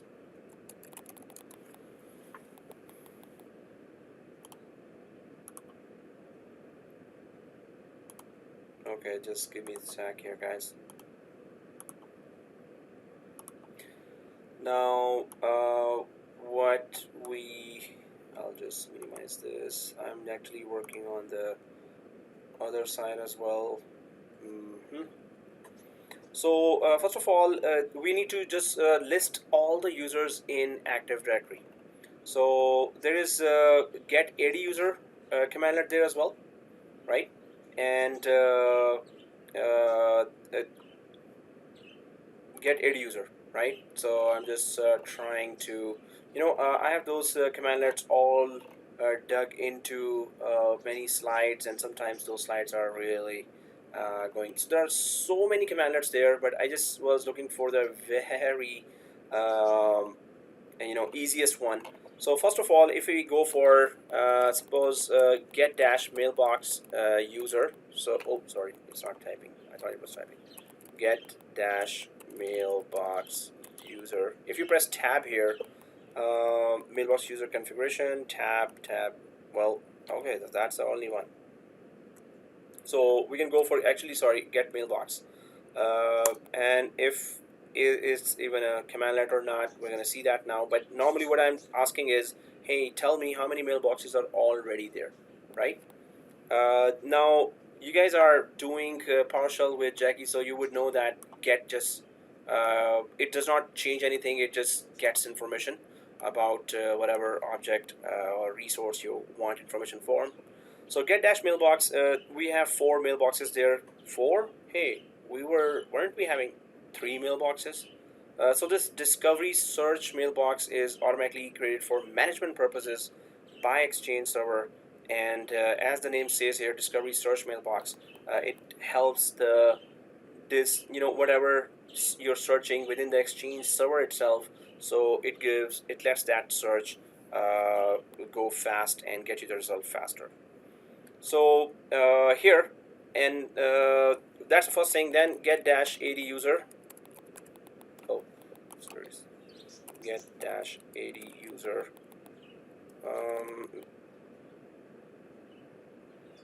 So it's gonna actually. Oh, sorry. That's going to ask for a filter. Suppose I go for Active Directory Alan Reed.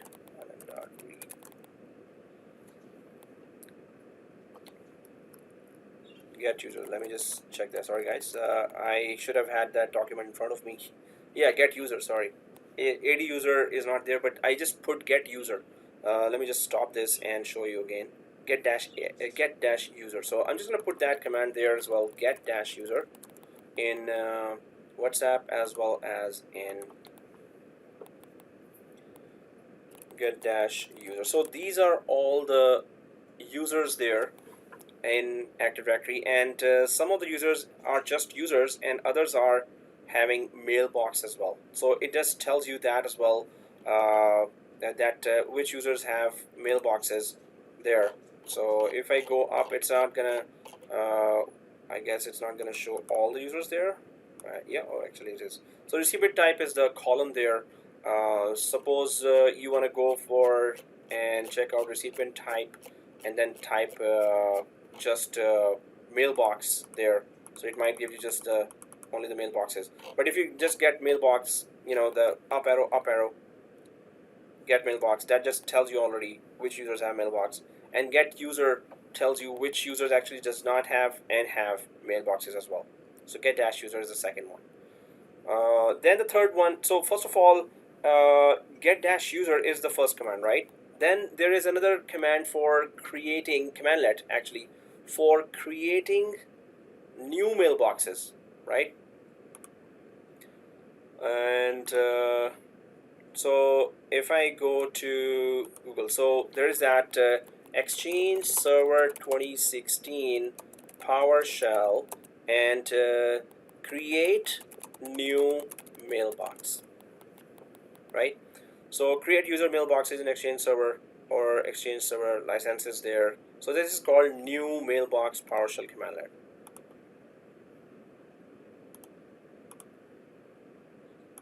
Right? So new mailbox commandlet, it shows you new mailbox. Then you can connect huge amount of features here, right? New mailbox, and then new mailbox. So it just gives you huge amount of what you can do. The scenarios there, and then there is new mailbox export report, a new mailbox here, new sweep rule, new site mailbox, new mail message there. So it goes for that. There's another command called enable mailbox. So new mailbox, we get the idea that okay, it's for new mailbox. But if we go for another one that I wanted to show you was, yeah, enable. Yeah, there's an enable box. So I'm just going to put that link if you want to check out the new mailbox related commandlets. I'll just put that right away. All about new mailbox CMDlet. But then there's another one called all about enable mailbox. What is that? So enable mailbox CMDlet. Oh, okay. So there's a new mailbox, and then I'm just gonna go to enable mailbox. What does that do?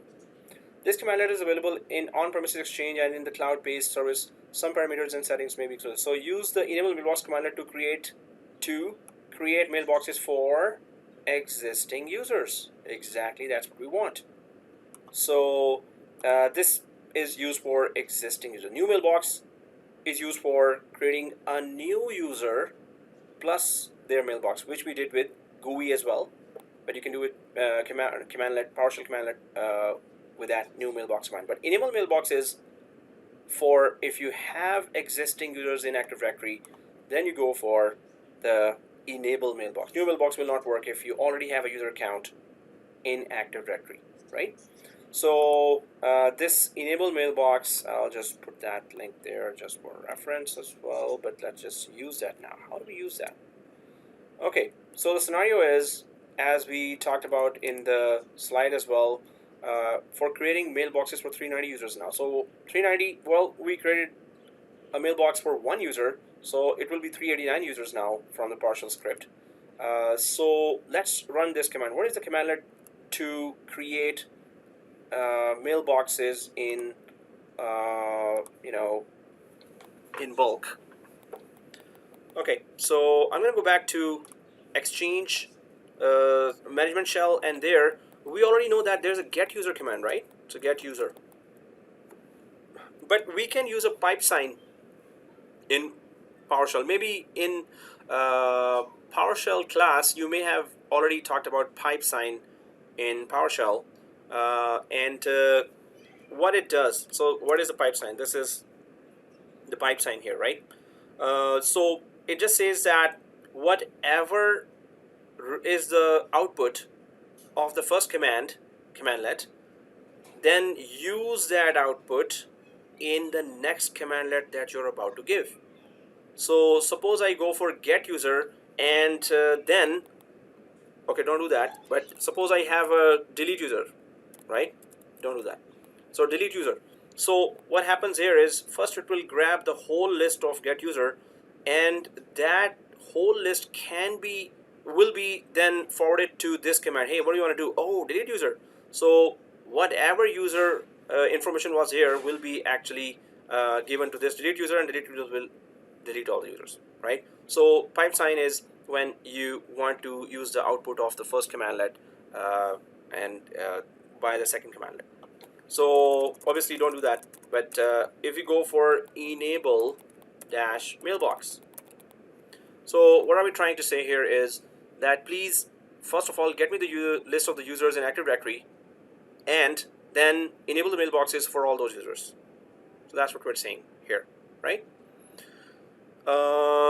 So once we have selected that, so obviously that's gonna be a big commandlet. So it's gonna, I'm just putting it there. Oh, well, okay. So it's a pretty straightforward small commandlet. I'm just gonna press enter here, and click enter.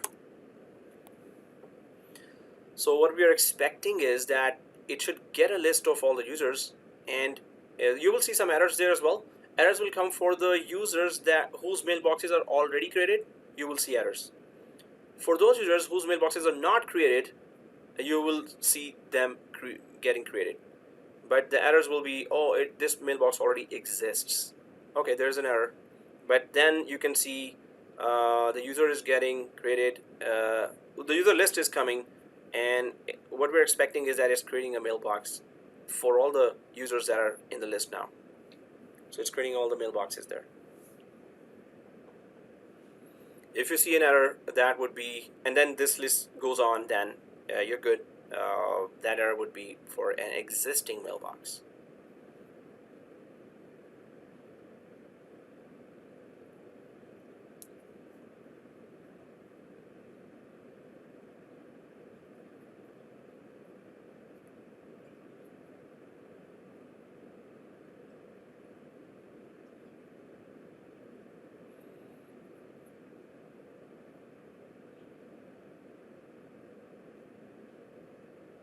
Okay, so I got errors at the final one as well, and obviously it is all about, it should be about existing mailbox as well. So is type, please make sure it matches required type of this task, and failure category,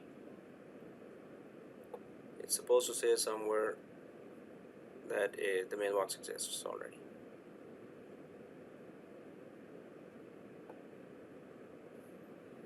Okay, well, normally it is about the existing, whatever you see the error for when you run this particular commandlet. So okay, the commandlet was run, and because of this, so I'm just going to go up there, up, and where I launched this commandlet, and yeah, there you go. So this is the commandlet here. And second thing is, I'm just gonna drag it to the right side. I'm in that area, recipients and mailboxes. Do you see all the mailboxes here now? Where we were seeing 3 mailboxes there, those were falling. So I'm just gonna go here, and is there a refresh button here? Yes, there's a refresh button here, local refresh button. Yep, now all the mailboxes are showing here. So that's, you can see here the count, 394 total mailboxes here. And so that would be our screenshot number 4. Beside the exchange management shell where the command is showing. So screenshot number 4 is that we ran this command, get user pipe sign, and then enable mailbox, and as a result of this commandlet, you get mailboxes created for in bulk for all the users in Active Directory. So that's our screenshot number 4. Screenshot number 4. Screenshot number 4. So mailboxes created for all the users would be the title. Mailboxes created for all the users. Screenshot number 4. Mailboxes created for all the users. screenshot 4, mailbox is created for all the users. I'll just take screenshot now.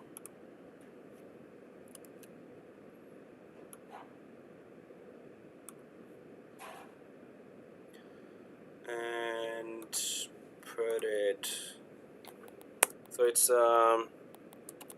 mailboxes created for all the users. Oh, screenshot 4. Screenshot 4.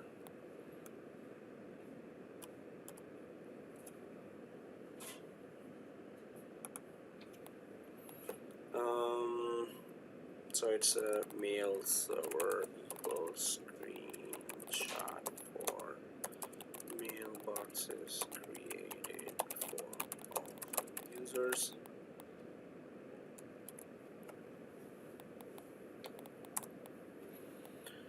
Okay. So the mailboxes were created for all the users. Now we can log into actually one of the mailboxes as well and check it out if we can send back and forth email from these mailboxes. Obviously we should be able to, but obviously we need to check. Now we can use, so mailboxes are great, right? If we see, okay, we're already logged into the administrator mailbox here. We're already logged in from administrator mailbox, browser-based mailbox. So I need to log in from another user's mailbox, suppose Alan Reed. Alan Reed's mailbox, I need to log in alan.reed. There are two ways.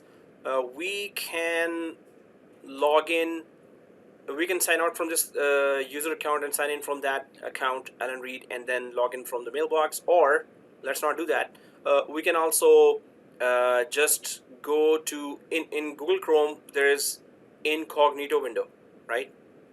Either you can use another browser where you can log in from this mailbox while not logging out from your current mailbox. I don't want to log in and log out from my administrator mailbox, right? I don't want to. So I want to stay logged in here while I want to log in from another mailbox. So if you just try to do that here, you just have to sign out from here and sign in from that mailbox.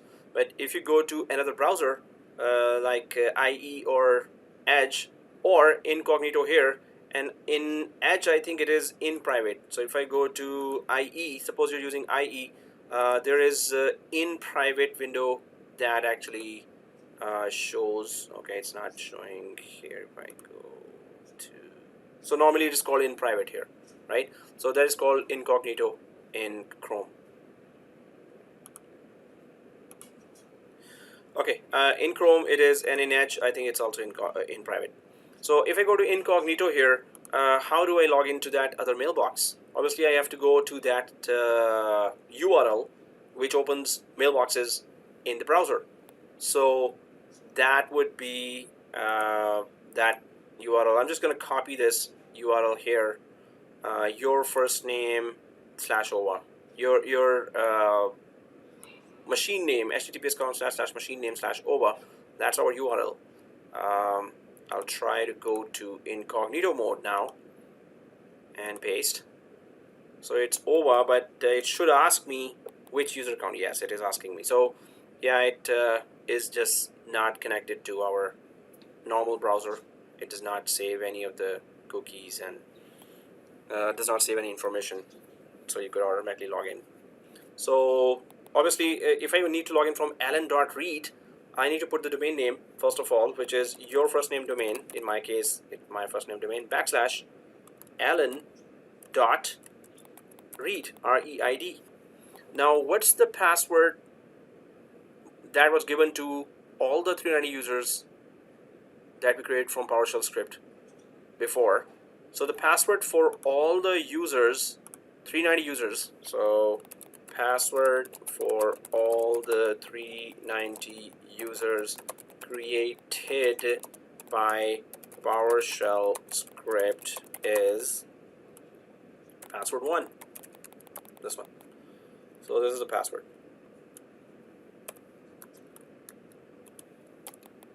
Right.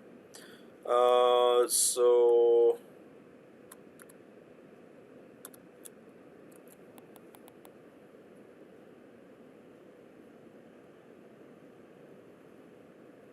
I'll just put it in the chat and also in WhatsApp. Okay, so we can just log in from that user.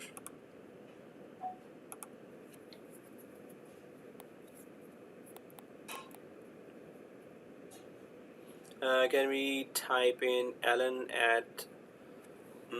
Yeah, we can type that way as well. Exactly. So, hey, how come I'm typing this domain name and it's working for me? Isn't my domain name different? Oh, my domain is actually I didn't use E. Hey. Okay. So, Alan Reed, and yes. So we can use we can type this way as well. I think I'm gonna try that now.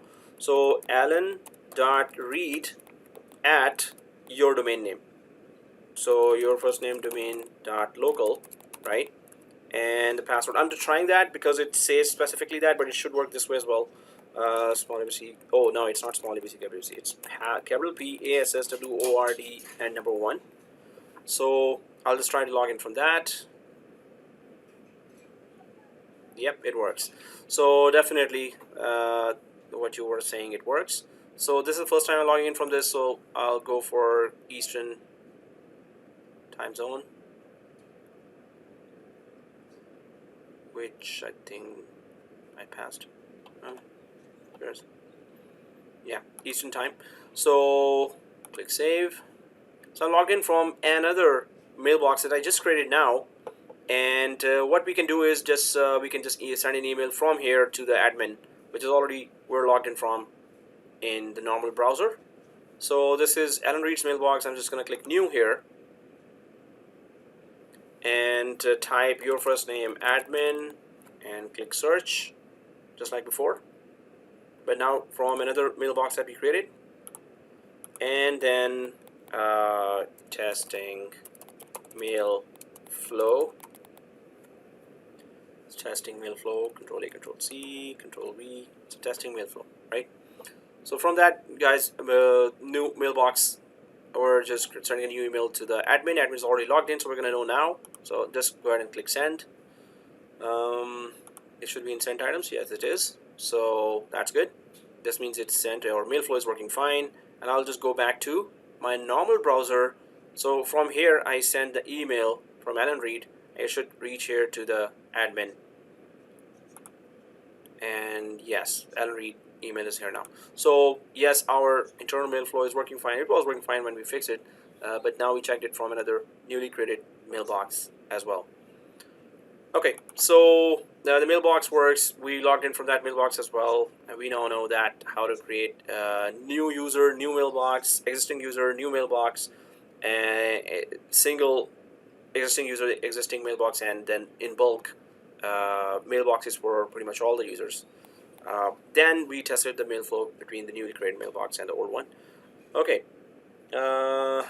So should I be worried about this? So there's a screenshot here by Paul, and what happened? Oh, yes, from Alan Reed it's not actually going. Just refresh. If it was working fine with your admin, then it should be working fine from this one as well. You must will be sent. We're not quite ready. Check back in it. Sometimes the Exchange server is just slow, or services in the background may be slow, but just refresh again and try to send from your admin account again to Alan Reed or to itself as well, which we were doing before. We were testing that before. If before it was working fine, so it should not give a problem at this time. It's very strange why it's giving now. Was it working fine before?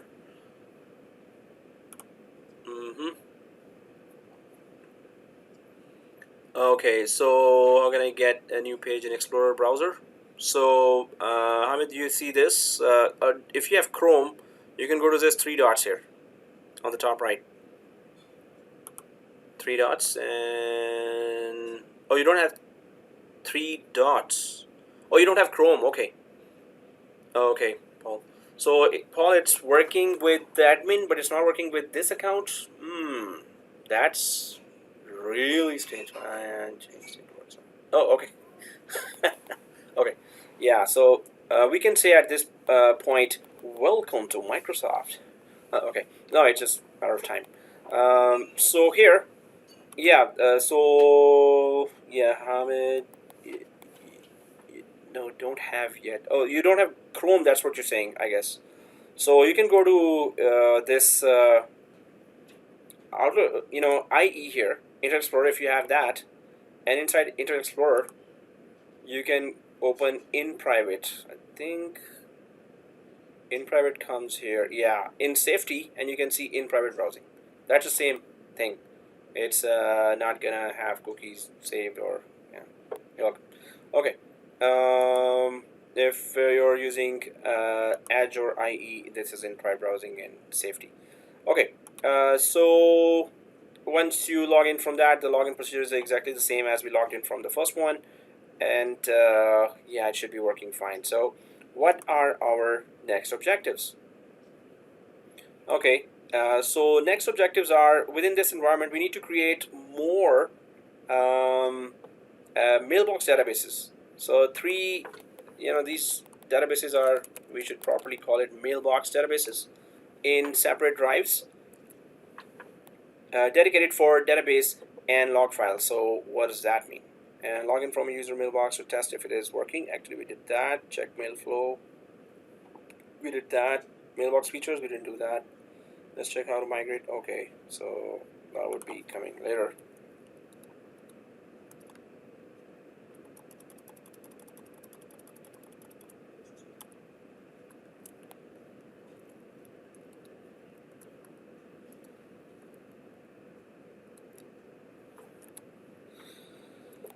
Okay, so let's create 3 mailbox databases in separate drives dedicated for database log files. So we have created all the mailboxes, but those mailboxes are living inside one database. That's not good for the performance of the database. So there is a default database on top of which all the mailboxes are living right now. So the plan is to create 3 more databases now. So there will be this there's this database, and then second database. So your first name DB1, your first name DB2, and your first name DB3. Why 3? Yeah, well, it could be 4, it could be 10, it could be 20. So, but I think in trial version we have a limitation of 5 databases total, but we'll check it out. So here we're going to create 3 databases, but there's one more thing here to it. Not only that, we will create 3 databases and your first name DB01 and your first name DB02, your first name DB03. Okay, so not only that, it is the 3 databases that we need to create, but how to really configure the storage for them. Well, aren't we having already highly available storage? Why do we need extra storage here? So this highly available storage, okay, we already have 2 disks here, and on top of that we have RAID 1 volume here. So well, that comes in the discussion, the exam of any exchange server, that how do you install exchange server databases with best practices. So first of all, obviously these databases are really critical. All the mailboxes live inside these databases, and these mailboxes have your most critical emails with which your company's business is running, and those emails have to be very secure. Those emails have to be highly available as well, and if the database goes down, the mailboxes go down. One database going down means you have maybe 2,000 users are disconnected from their mailboxes. As we all know that the company's main critical backbone is the email correspondence that runs the company, or maybe companies earning millions because of that correspondence between the clients. So the mailboxes must not be disconnected because the mailbox database went down. So when you create a mailbox database, yourself, the recommendation is that create it on 2 disks here, right? So create it on 2 disks, and I'm just gonna create. So we're gonna create 2 disks here, but what's the purpose of that? Uh,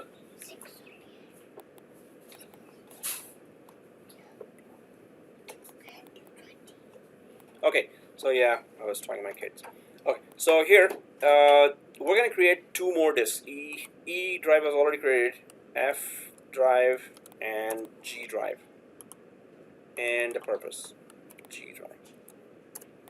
So what's the logic about this? The logic is that whenever a database is created, that database has 2 main critical files. One is the DB file, DB database file. Second is the log file it creates. So log files are just simply text files that saves whatever events are happening in your machine with a timestamp. Suppose your machine shut down, that will be saved with timestamp in a log file that okay, machine stopped at 11:30 11:30 p.m.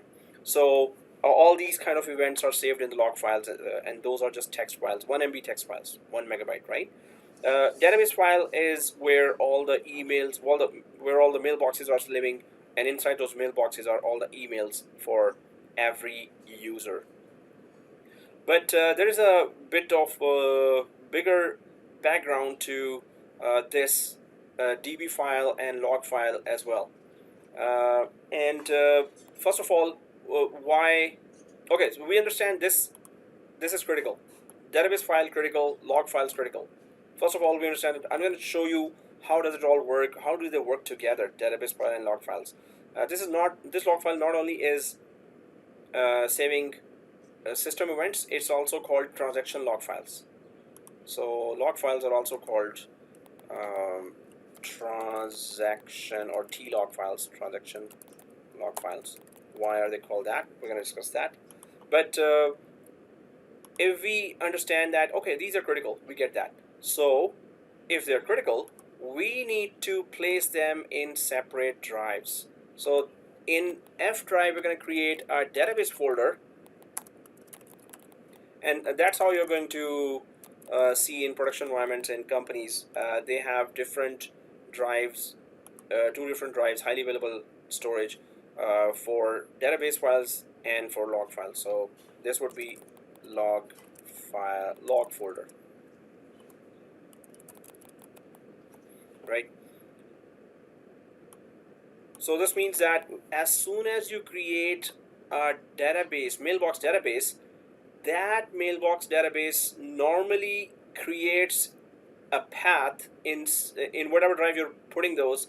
It creates a path for DB file and for log files. It creates a path for that. I'm going to show you that when we're creating a database, that it's asking, hey, where do you want to put the DB file and log file? By default, it is putting both in the same drive. By default, it is putting both in the same drive. The best practice is put the database file that's going to grow really large in a separate drive, a bigger drive, obviously an SSD drive, and put the log files in a separate drive that's going to grow as well, right? So in case one is down, the other one has the log files, but then we need to understand that what is the importance of log file. We understand that database has mailboxes, mailboxes has emails. Okay, we get that, it's really critical.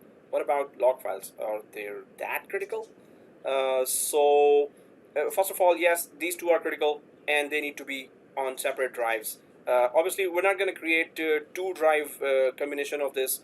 Otherwise, in production environments, normally what happens is this is actually a RAID 1 drive. So this means that it's on top of 2 drives. This volume is on top of 2 drives, RAID 1, just like we created 1.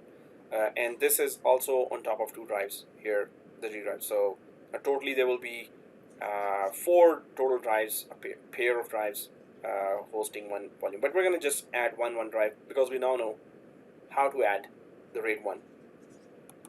Okay, so that what I was talking about, when you create a database, it asks for path for database file and log file, and we're gonna actually create a database file on separate drive and log file on separate drive. That said, there's one small discussion on what is transaction log files, how do they really work. So suppose you have Exchange server here, and this is about transaction log files. So what happens is that you have a physical disk here. On top of that physical disk, you have a database created here. So there's a mailbox database. We should not say database because SQL Server also has a database, so we should not be confused with that. Whenever we say talk about database, it should be mentioned as mailbox database, so we know that we're talking about the Exchange server databases where there are mailbox living inside. So mailbox database. Now what happens is there are 1 MB transaction log files that get created. So if we just go for that, so there are 1 MB transaction log files that get created. When do they get created? So what happens is, as soon when your emails are arriving, so there are inbound emails, right? So inbound / outbound emails, emails are coming, right? For different businesses, emails are coming. So as soon as they arrive, they are supposed to be so there's mailbox database here, and I'll just click here to create, there are mailboxes inside, right? So mailbox is inside. So what happens is the emails inbound outbound are coming. When they come, they're supposed to actually, what we know is that they're supposed to go directly to mailbox database and then to the right mailbox there. So no, it doesn't work that way. What happens is they are as soon as they arrive, they are temporarily stored in 1 MB transaction log files. Emails are temporarily stored in 1 MB transaction log files. And when we say temporarily, so okay, temporarily, where do they go after that? So what happens is that suppose there was it's a 1 MB file, right? So you send an email, and that is 5 MB attachment with it. So 5 MB email will obviously create 5 log files there, right? So these are just all 1 MB log file, 1 MB log file, 1 MB log file getting created. Oh man, it doesn't get copy pasted using a primitive application. So 1 MB log files created. Emails are all temporarily saved here, and then what happens is that they start writing or copying the email to the proper mailboxes. So when this transaction log file, this is also called committing the data. So the T-log or transaction log files start committing the data to the database. And we're going to have same discussion in SQL Server as well, because for databases, transaction log files are really important. So the T-log file, transaction log files start committing the data. What does that mean? Committing data just means simply that the transaction log files, whatever was saved, whatever email content was saved in the transaction log files is they start saving right away to the mailboxes, proper mailboxes. Here in mailbox, the emails are saved permanently, but they do have a stop here, temporary stop at the transaction log files. So one transaction log file has committed the data or saved the email content to the mailbox. Then the second one starts, then the third one starts, and the fourth one starts.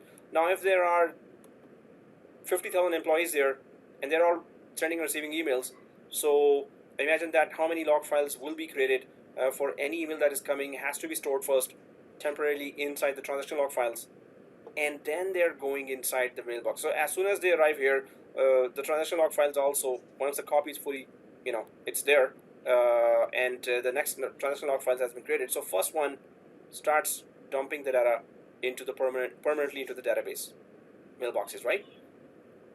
So if that keeps on happening, then we don't need those files which have committed the data. We don't need those transaction log files which have already saved its data permanently in the database. So the data is there, and also now it is there as well. So what's the benefit of doing that? First of all, the benefit of doing this is, if the database goes down, then what? If the database goes down here, so if there are no other mechanisms to save the incoming emails are still coming. They have nothing to do with, oh, your database is up or down. Somebody sent it, they're coming, they're here. Where do you put it?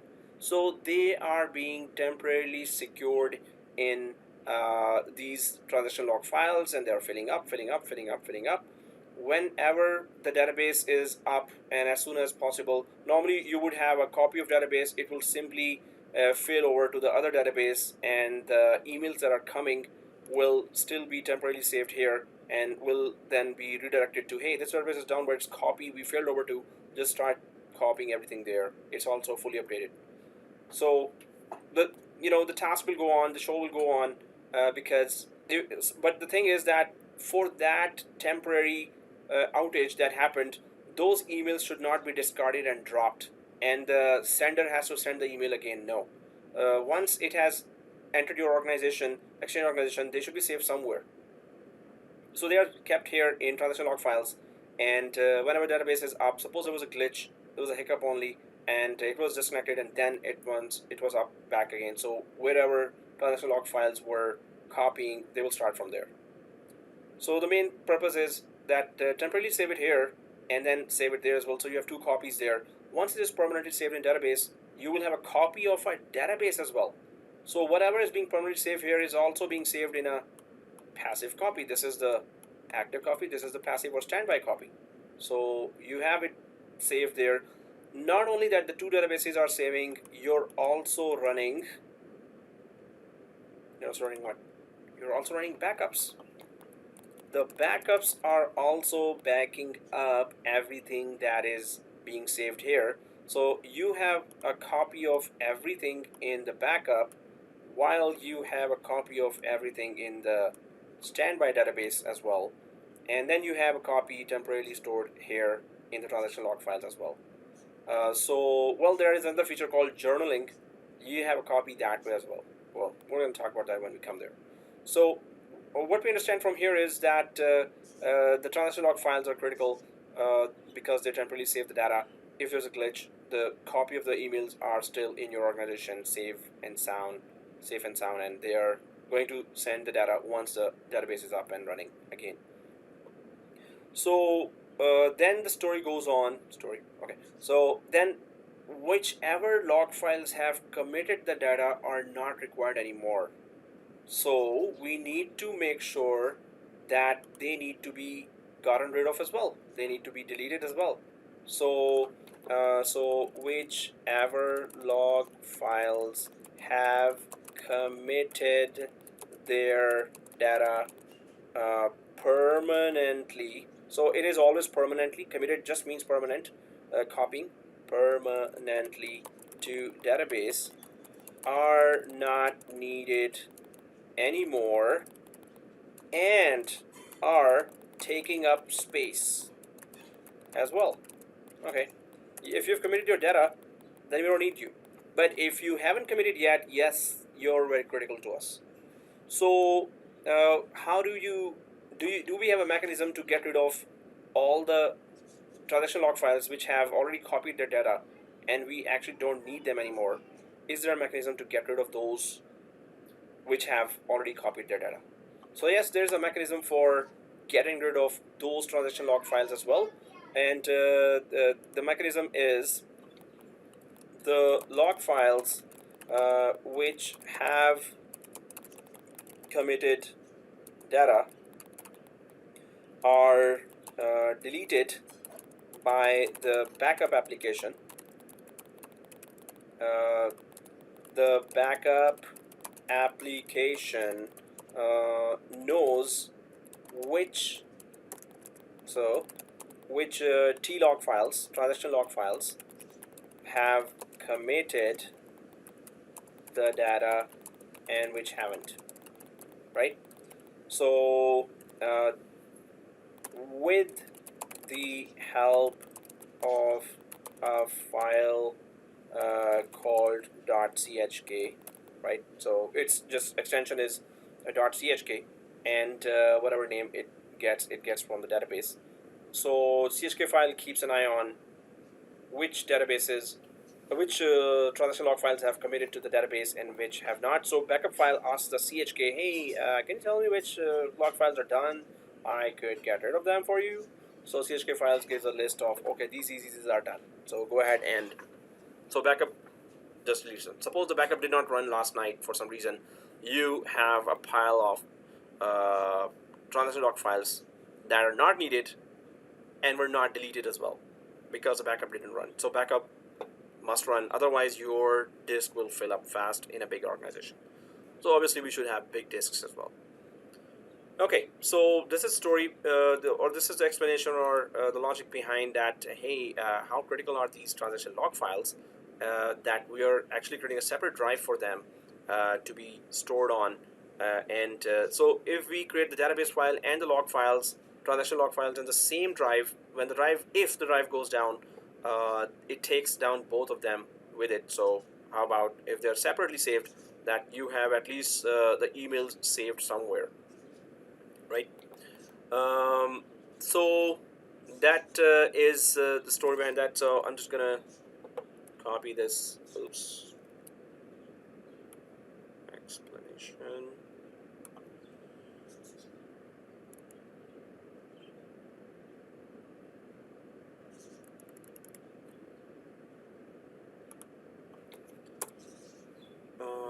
Transaction log files.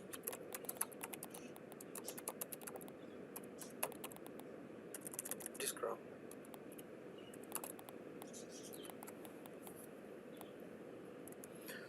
Okay, so there's that. So what we're going to do is we're going to create a separate drive for that.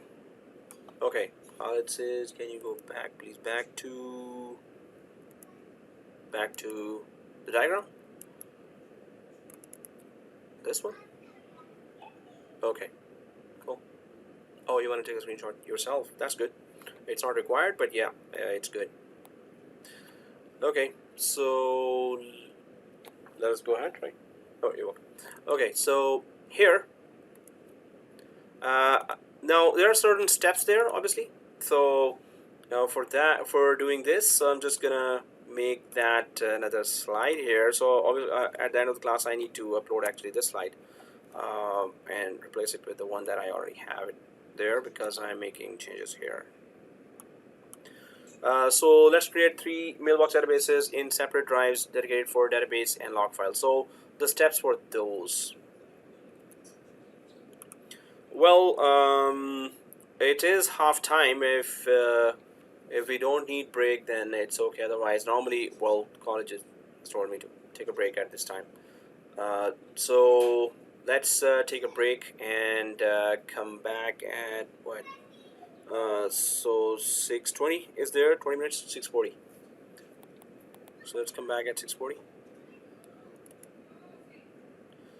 So it's break. Class starts.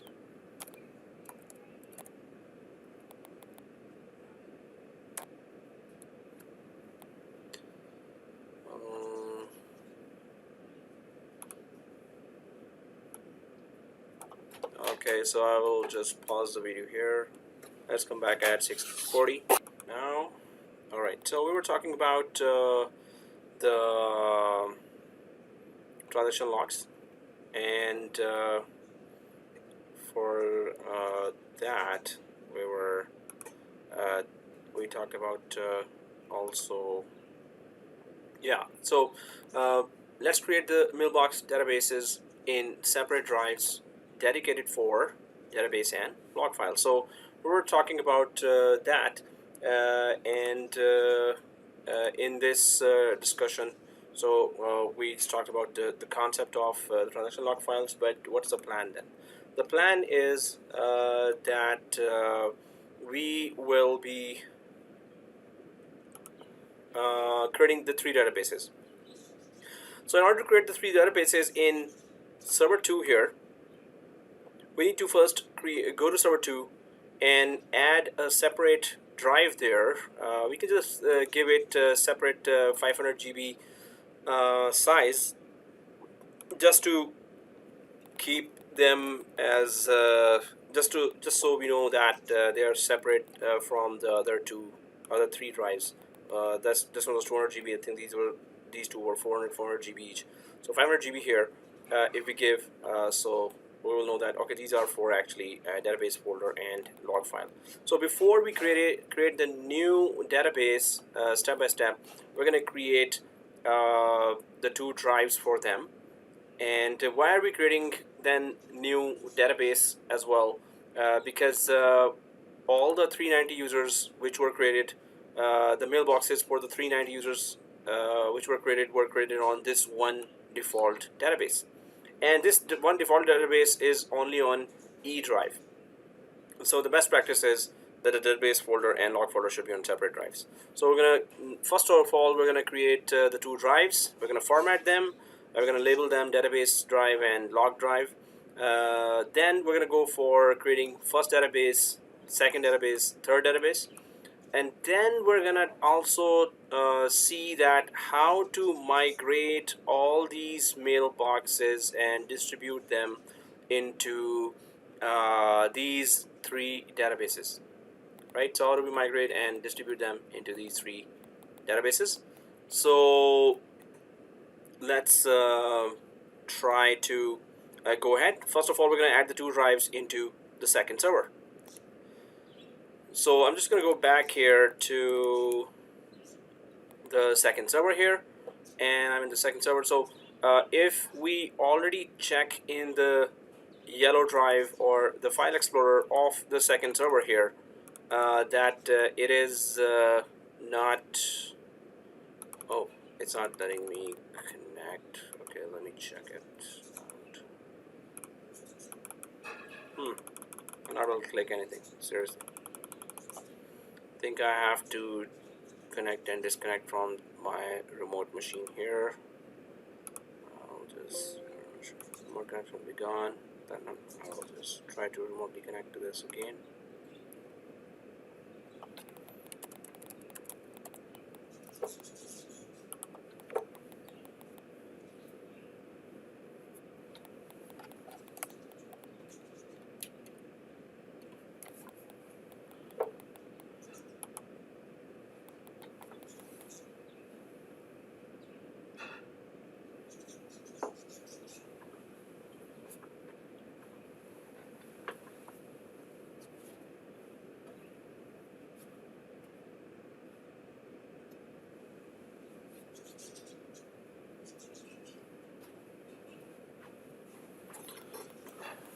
Oh man, there's connection to configuring remote session. So that's the machine in my room that is right beside me actually. And before the break I was disconnected fine.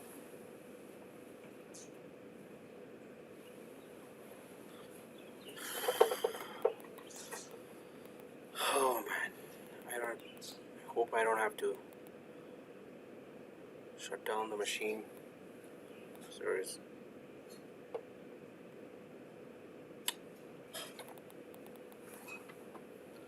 Okay.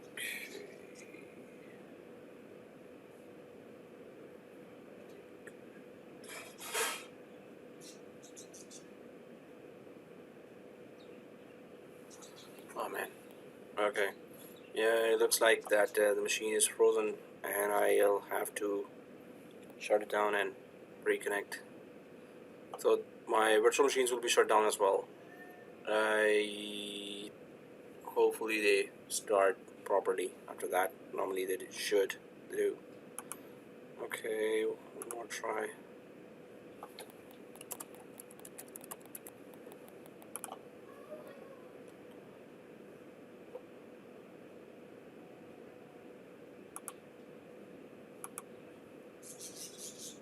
Oh, come on.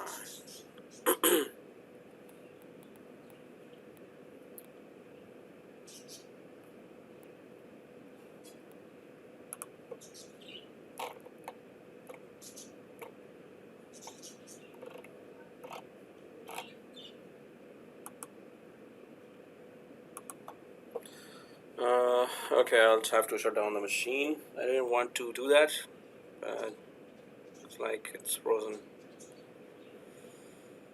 Oh man.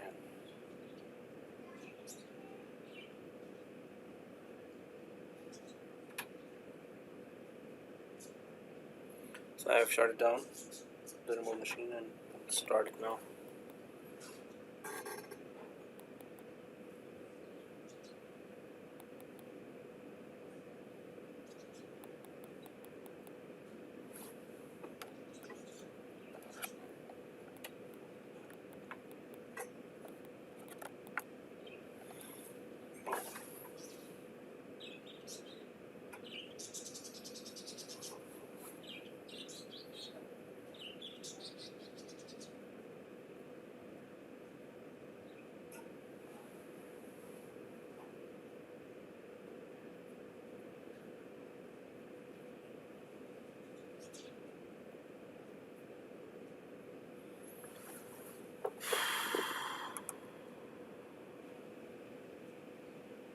Okay, so the machine is shut down, so I will have to start my virtual machines inside as well. The physical machine I had to shut down. Oh man. Okay, as soon as it comes up, I'll just remotely connect to it. I think it got frozen because of the Exchange server. It should not.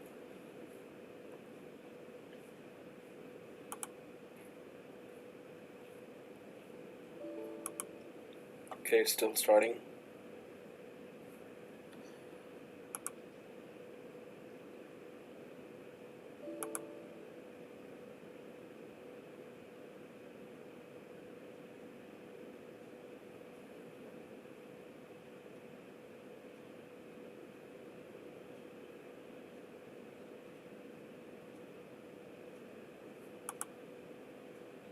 Okay.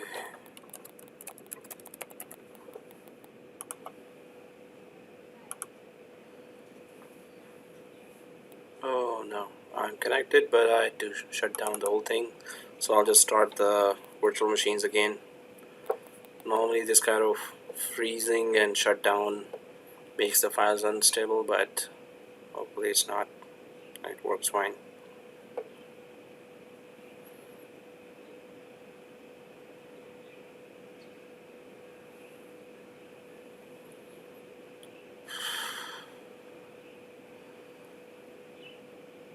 Okay, so while okay, so I'll just go to your workstation.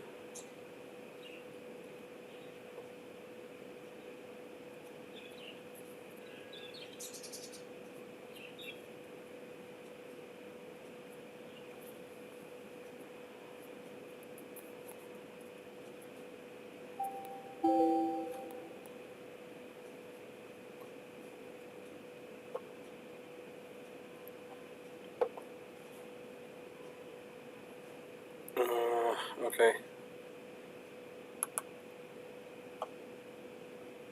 So my first machine is shut down, so I'll just first start the first machine.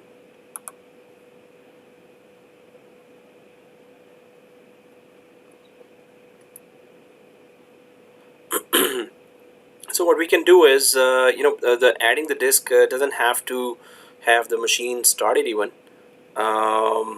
So as what we were planning before, we're just going to add the 2 disks to the second machine, right? So in my case, my machine is shut down, but yes, the disk will still be added. So I'm just going to add the 500 GB 2 disks here in the server 2. So let's do that.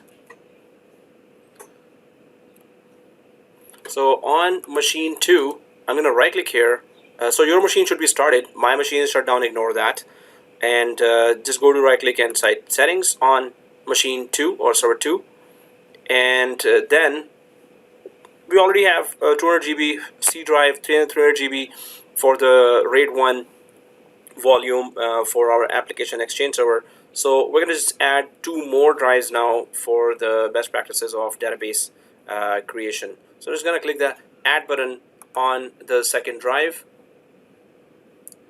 and then hard disk is there already selected. So I'm just going to click next.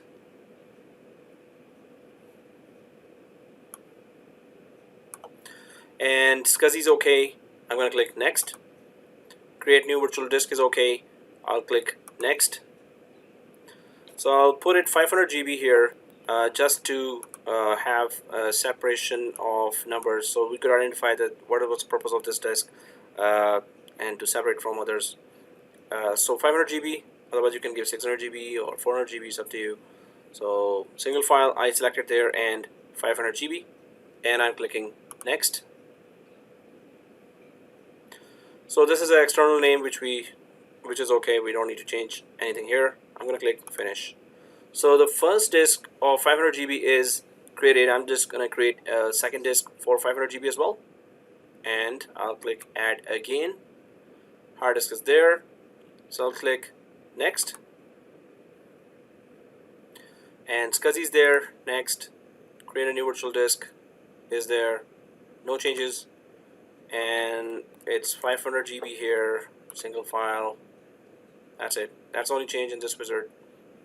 500 GB and single file. Next, outside name, no change here, and click finish. So I've created 2 disks here, 500 GB each. We could have created that in while the machine is, I could have created that while the machine is powered on as well. It doesn't matter. We don't have to shut down the machine to add the 2 disks. And that is just that my machine got frozen and I had to shut down that. So the 2 disks are added here, and hopefully those who are following have also added that. So I'm just going to press OK here after the 2 500 GB disks are showing, and press OK. So this is how it's showing here. If I check my server 1, yes, it is already started. I'll just, the infrastructure roles have to be there first. I've clicked that Control-Alt-Delete here. Wow, I have to do something about this. This is a slow est right now. Something seriously going on here.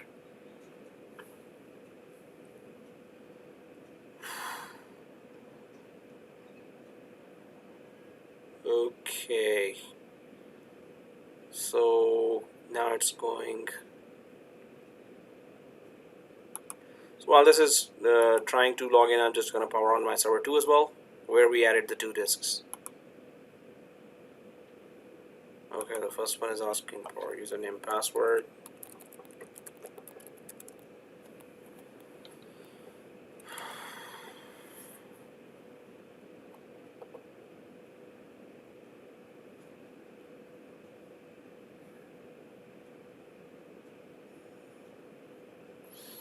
While server 1 is logging in, server 2 is starting for me now, where the 2 drives have been added. Obviously we need to format the 2 drives as a single volume, and then automatically the drive letter that we will give that drive letter, and just we need to label the first one as a database and the other one as logs. So the first machine I was able to log in, but there's seems like something wrong here.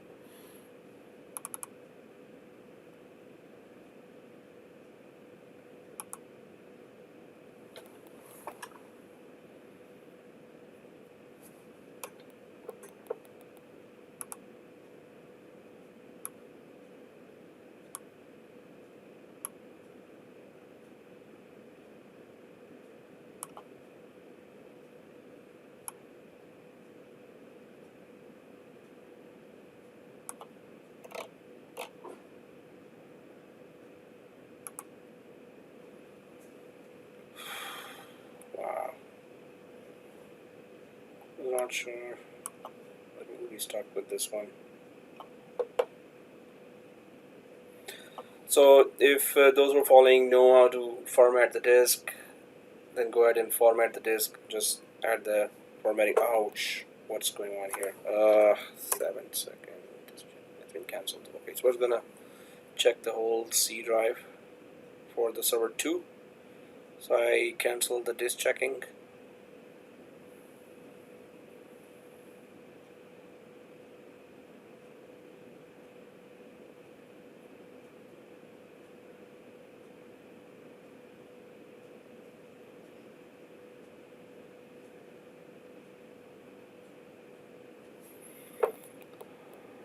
Hopefully it survives. Oh. So if it logs in fully, I'll just take a snapshot of this. So in case it gets frozen, I get back to the snapshot. Actually, that snapshot might not work if I take a snapshot now, because Exchange server totally depends on the current connection with Active Directory.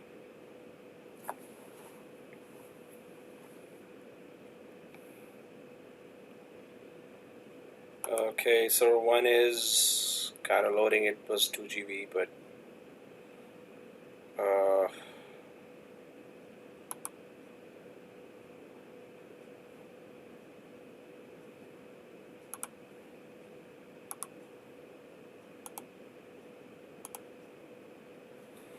seriously, I was not expecting this to happen.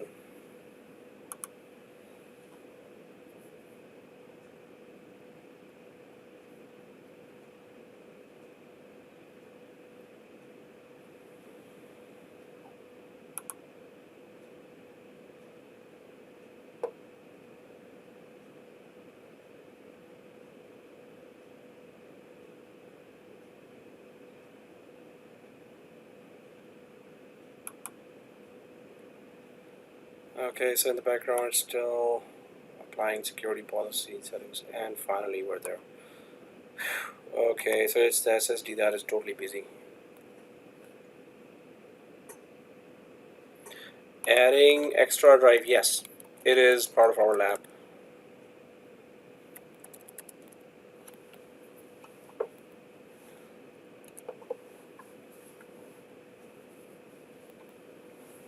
So I added the 2 disks there, and the databases will be created on top of those 2 disks. And this is how in production environments you have to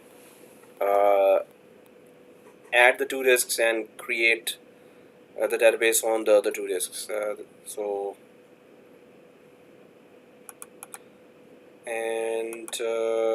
guys, finally I'm back up there, server 2. So the 2 disks have been added here. Hopefully those who are following have added the 2 disks here, and let's go ahead and try to format them. I'm just gonna go ahead and format them.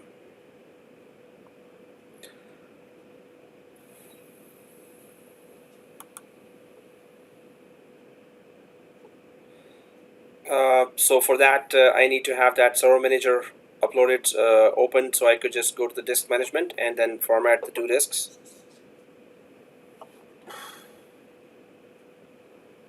SSD has become super slow drive right now.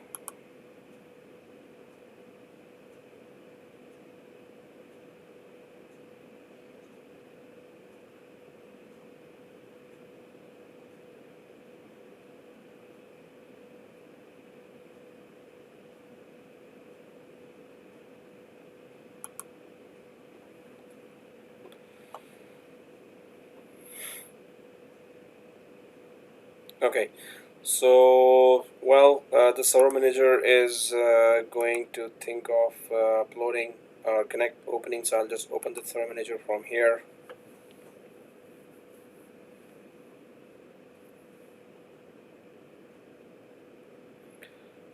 So in server manager I just need to go to computer management and format the 2 disks. Okay, there I go. So I'm going to click the 2 tools here.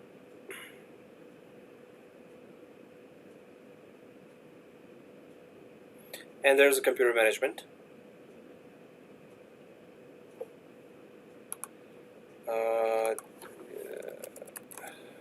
Okay, and and I'll just go for computer management here, and then disk management, and simply put the two disks online and then initialize them both. Okay, it's telling me get updates. I'll click the get updates, but I'll minimize this. Maybe later I will update that when, well, after the class.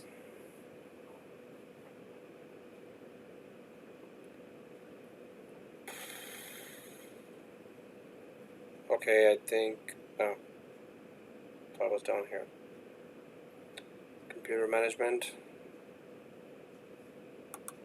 Okay, so in the computer management, I'm in disk management now, and in the disk management, we already have two RAID 1 disks here. So other than those, so we're not going to touch them. Dynamic, online, and resyncing. Okay, these guys are resyncing. So I'll just go down to the two new disks, disk 3 and 4 in my case. Okay, Paul says, would RAID be faster? No, actually, the software RAID we have created is software RAID is always slow. Software RAID is not used in production environments, and you can see that, and it's resyncing actually. So it has slowed down, in fact, our virtual machines. But in the single disk would be a bit faster than RAID, but RAID would be faster among other RAIDs. RAID 1 would be faster among other RAIDs, so RAID 5 faster than RAID 5 and faster than RAID 10. RAID 1 would be faster than. Here, yeah, we could create a RAID, but for each disk, if we're creating RAID here, that's going to be total 6 disks then, like 4 disks total and pairs.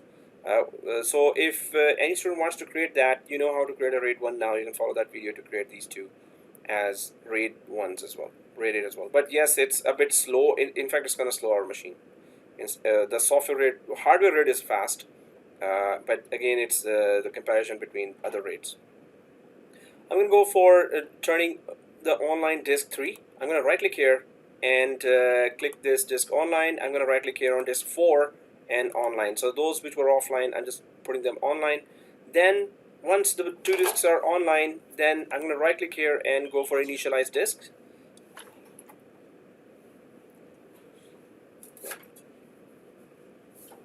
And here I'll initialize the disk, and disk 3, disk 4 is there.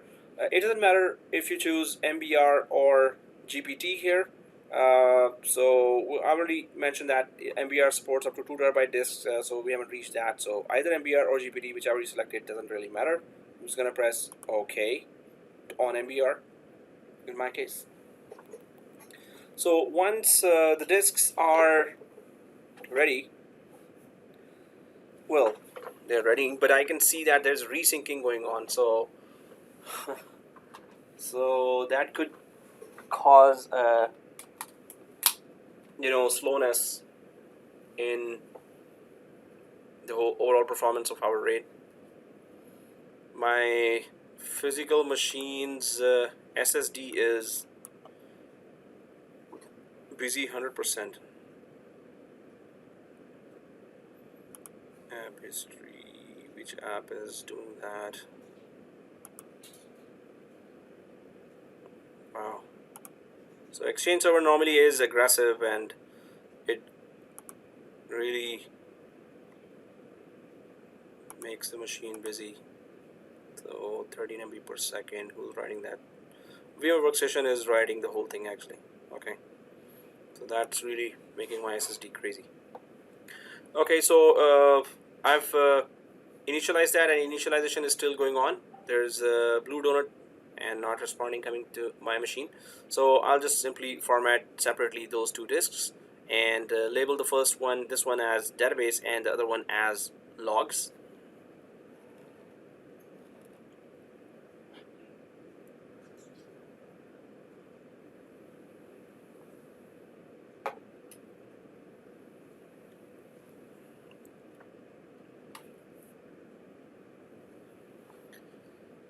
Wow.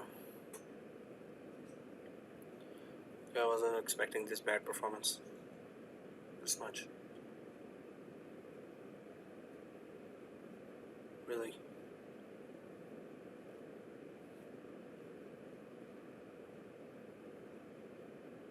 If I do a lot of extra clicks, it's gonna then process those as well, and it might take even longer time.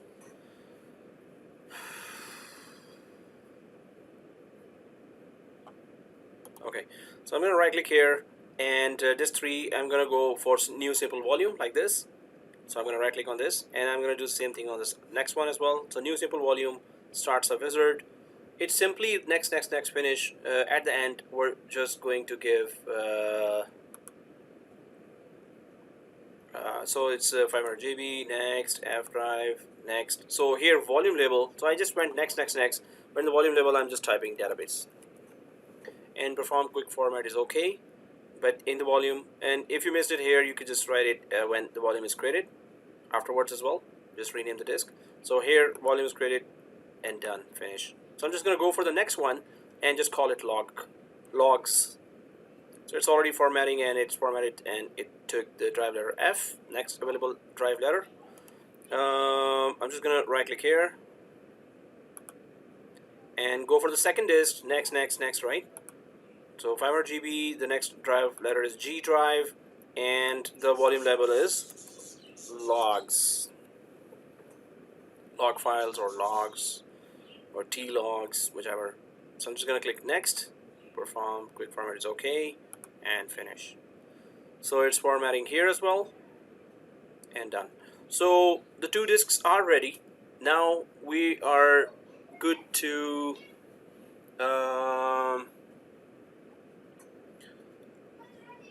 well, we're just good to create the databases now. So let's do that. I'm just gonna close this sidebar here. I don't need to see these machines on sidebars. I'm just gonna close that. Okay, now let's create those databases after having these 2 disks ready after formatting these disks. I'm just gonna click that yellow folder. I'll go to this PC. I'll check it out if the 2 disks are showing now. So yeah, database and logs are showing as the 2 disks, which is good. So if they're showing, now this would be our screenshot number 5. So let's take a screenshot here. Let's take a screenshot here. Let's take a screenshot here. 2 disks for databases created is the title. 2 disks for databases is created. 2 disks for the databases is created.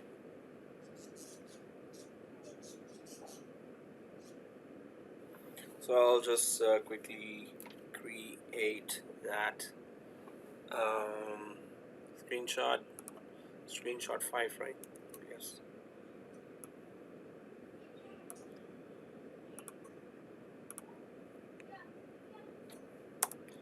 So screenshot 5, 2 disks for databases created, and mail server equals 2 disks for databases created.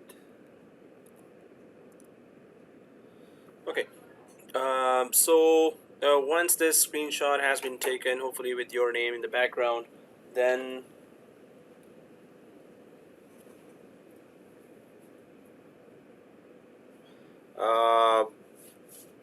okay, so I'll just go ahead and try to create the databases. So where are the databases? We're gonna open the Exchange management shell. In my case, Hello? yeah. Excuse me. Is this where we want to take the screenshot? Can I take the screenshot before you go ahead? Yeah, so this is the place where you need to take a screenshot.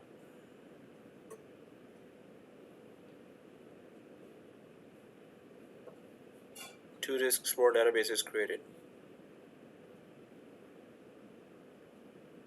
Hopefully you've taken the screenshot, and let's go ahead. Okay, so here, once that databases are created, I'm just gonna open the Chrome and go ahead with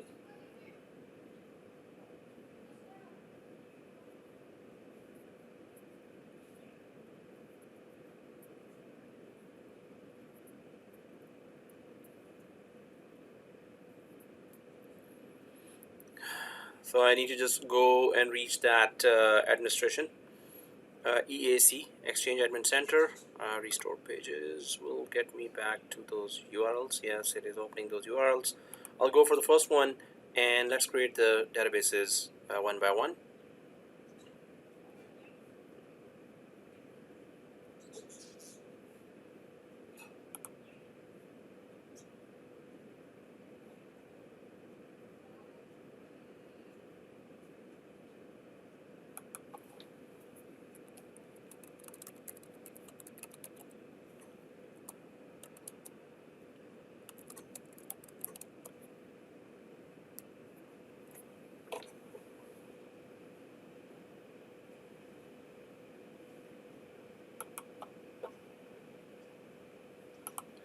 Wow.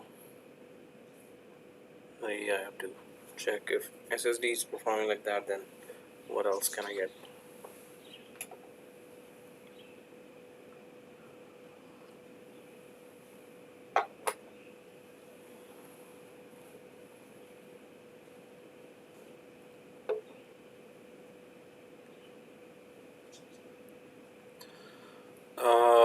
Okay. What else has started in the background?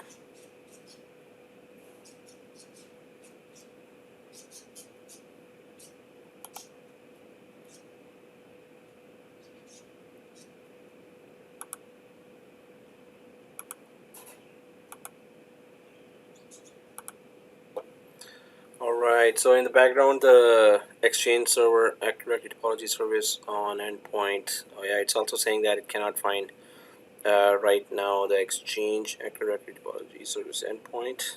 So I'll just refresh it again. So I'll go for Exchange Management Shell, Exchange Toolbox, and Exchange Server 2016.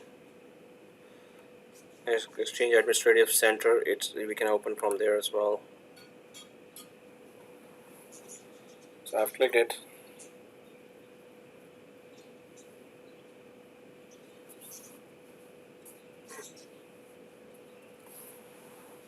Oh, Windows Update. I hope it's not. Oh, well. So I did not click the install now or update now, but download updates only using Windows Update. Yeah, it's not downloading, so I think it's not running right now. It's the overall performance of SSD, which is really weird. Oh, physical computer. Could be.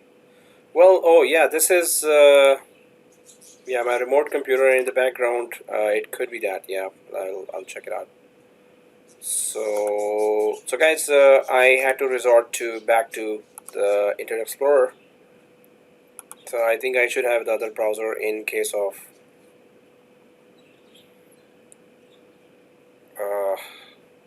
okay. Really, that is painful.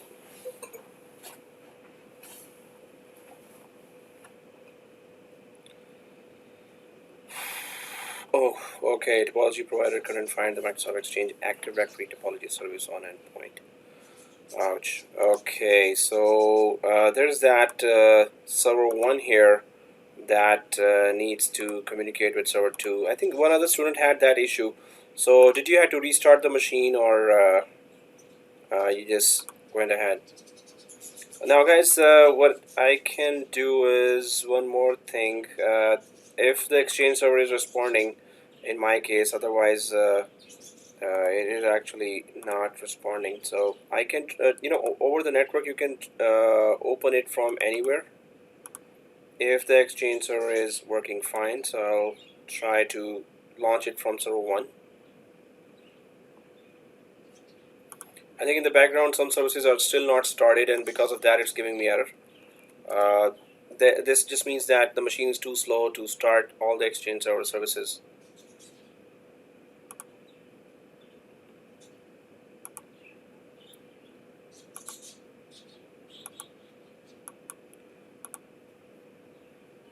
My machine has really slowed down, and that was totally unexpected. If this kind of thing happened, then we can go to services as well. I'm just going to go to run and type services.msc and check that if any of the Exchange services are actually not working or started. So there's services.msc in run that I put. Oh, Paul says I had to reinstall Exchange. No, really? Ouch. Oh man, I don't want to do that. Oh. Okay, I'll click the start up type. Oh yeah, see this? It's so slow that against automatic and Exchange services, the status should be running, but none of the Exchange services are running in the background right now. So if I just click that and right click and start, it should work. I think the Exchange ISO has a repair utility. Yeah. Well, it's about running the services right now. Suppose the services are running and still it gives me an error, so we can do a repair as well. But since my machine is too slow, it did not even start the services that it is supposed to start. Whatever has a startup type automatic is supposed to have the status running. So whenever you see that as well, sometimes the services don't start or fail to start because of not enough RAM or CPU available. Then they don't start. So if they don't start, obviously nothing will work. So all the Exchange services have actually not started yet. So I'm trying to manually start them. Hopefully they all cooperate with me. No matter where I try to open the Exchange application administration center from, if the background services are not starting, obviously I cannot do anything. Start here.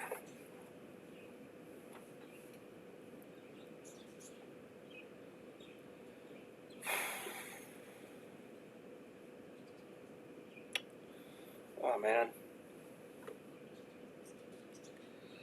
Okay, so EdgeSync, front end, health services, information store. So all these services in the background needs to be started. So that's just one type of troubleshooting. You can go as well yourself and check out if against automatic for Exchange services, what services, so whatever is automatic is supposed to be running in the running status. If it's automatic and not in the running status, then try to run it manually. But that means that either your system is too slow or some other error occurred that the services that are supposed to be running are not running right now.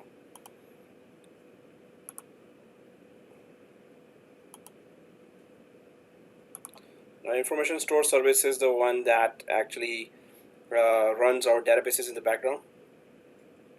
If this service is restarted, all mailboxes that were connected will be disconnected. If information store service is restarted, then all the connections to the mailboxes will be disconnected. The services using PowerShell script, Paul says, yes, there is a PowerShell script for that too. Start dash services and whatever has the Exchange exch asterisk. You know what? When I do PowerShell, I would not know that which service actually is giving problems. So if I'm going one by one, I'm just I will know right away that, oh man, this is the troublemaker here. Oh seriously, there are just a few hundred more. Okay. Yeah, you're right. There is that actually. I should have the PowerShell command net for that exactly, but I think I remember that. So I'll just right click and start that as well. Wow, you can see how slow it is right now. It's not even right click, letting me ring. By this time I would have, but yeah, next time I'll just have this in arsenal. Actually, while just trying this,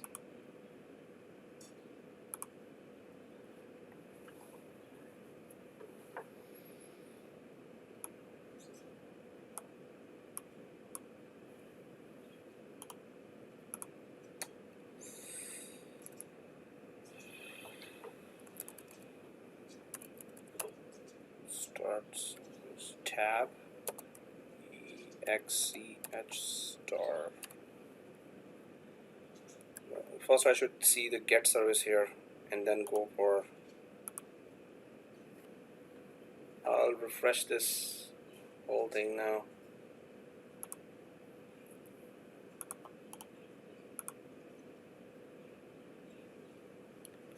Sorry guys, this is really unexpected and unprecedented. Can you start services using regex? You mean the registry editor? Regex? Oh,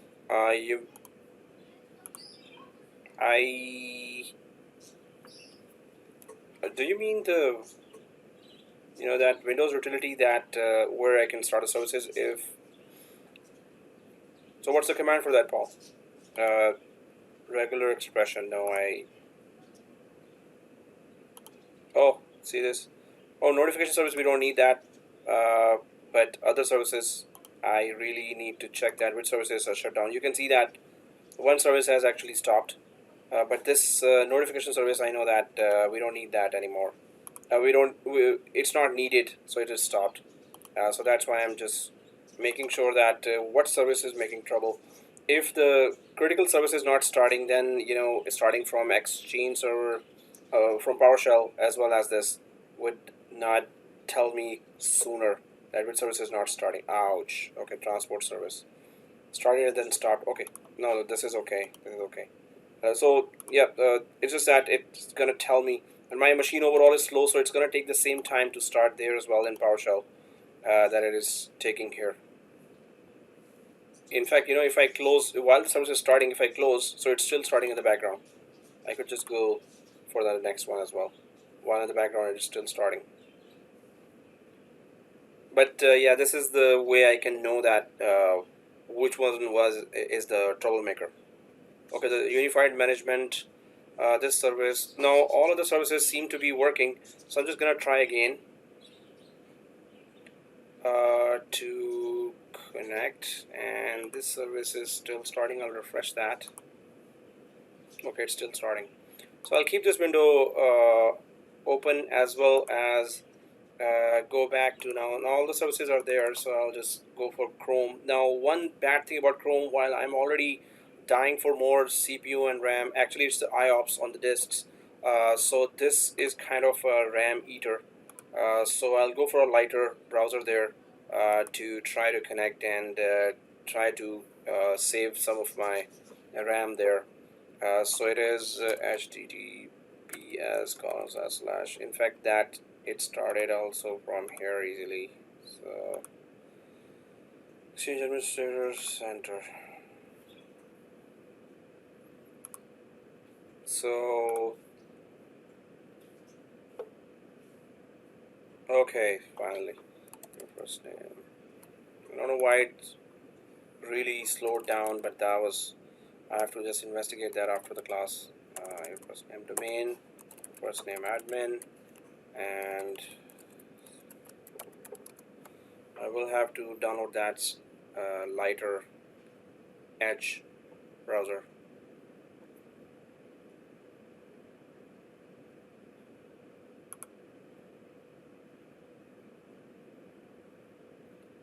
I don't want to save the password. Oh, download RAM. Paul, does it really work? Like, did you use it for really memory stricken? Right now, if I just show you that, how much RAM am I using? Not much. So I'm just logging into that so we could at least create the databases here. So memory is actually on 57%, so it's not RAM, it's not CPU, it's this, the disk, 100% disk is being used. So Exchange is really writing aggressively on my disk, and that is actually SSD. And it's still it's overwhelming. Okay, we're back, but thank you for sharing your knowledge there, Paul. Right, guys, so if, well, I'm back. Obviously, you already are, and sorry about all that. I'll have to try to check that, what happened in the background, why it slowed down. So I'm running bigger labs on this for other colleges, and it's just running fine. So, guys, let's go down to download ram.net. That was Jogos. Hey.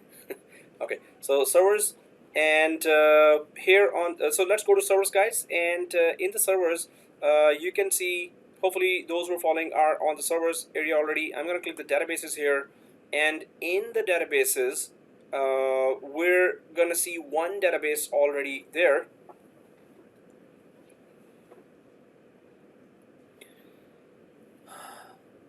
Hey, that was dog. What about regular expression? I need to. I have no idea what is that related to what I'm doing. So, well, I'll ask that too later. So, mailbox database to start the services. Okay, I have to check it out. Yeah, normally, is it a PowerShell thing? Because I use PowerShell. Okay, mailbox database here, local disk. Now let's just create the new databases. So let's click the plus sign here to create the new databases. But we're going to be just careful here that we have the two drives already at our exposure. Oh, guys, one more thing here. We didn't create a folder called database in the database drive, and we didn't create a folder called logs in the log drive, right? So if you have clicked the plus sign here, then just cancel it, and first just quickly create a folder called, an empty folder called database.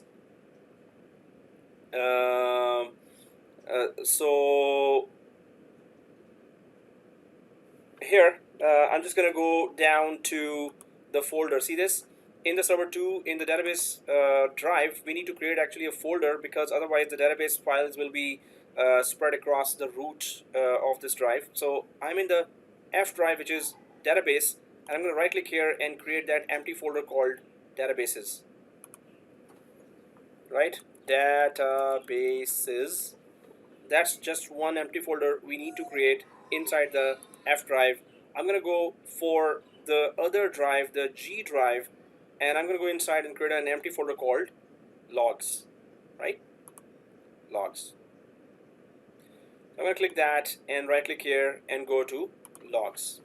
So logs, databases, logs, or whatever name you want to give, right?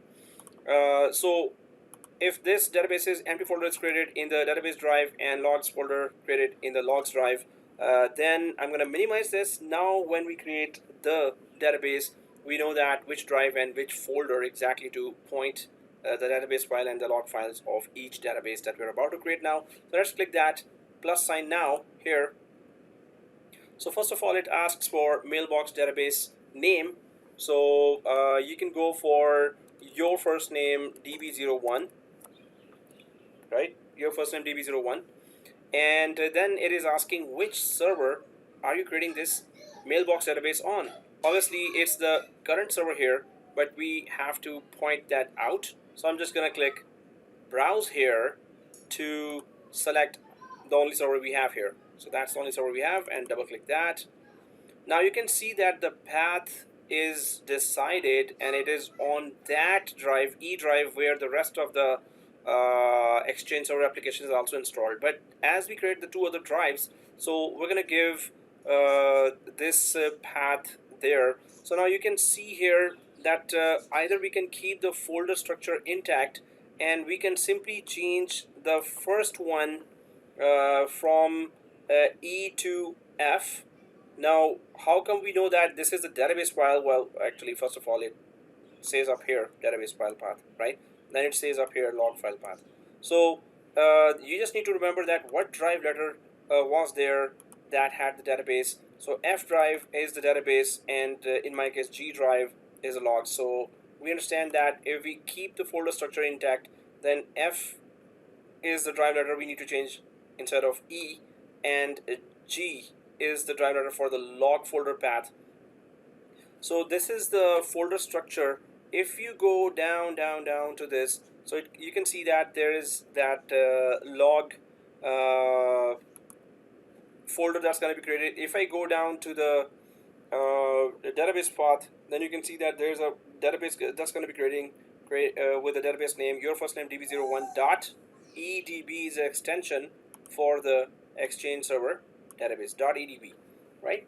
So for database file path, this is it. All we needed to do was we could just get rid of all this folder path as well, and we could just keep it like that and just change the drive letters. So once you change the drive letters, the database and the log files will be created on separate drives as per the vendor best practice. If that is done, then mount this database just means that, hey, just mount just means that mount it or connect it to the exchange server and simply start it. Mount it also means start the database. So let's click save and see if it lets us go ahead with this configuration. I'm gonna click save now.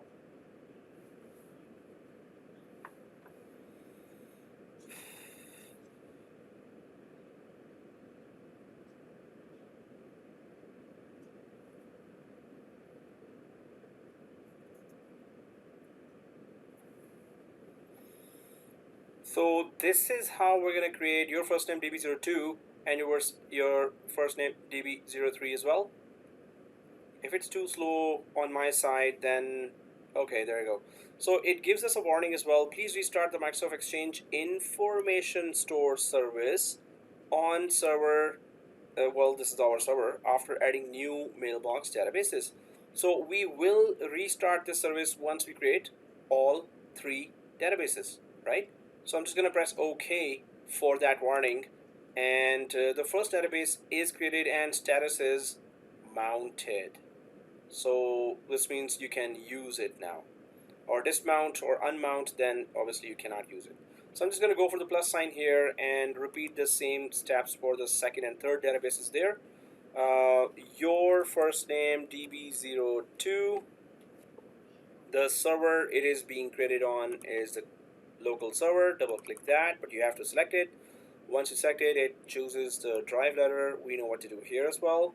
So that's going to be F drive for the database file and the G drive, in my case, for the log files.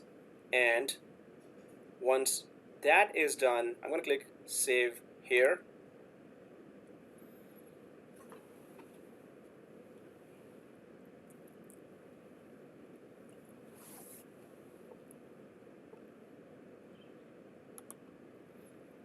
Now I'm going to press OK here for the warning, and we're going to go for the third database and click plus sign here.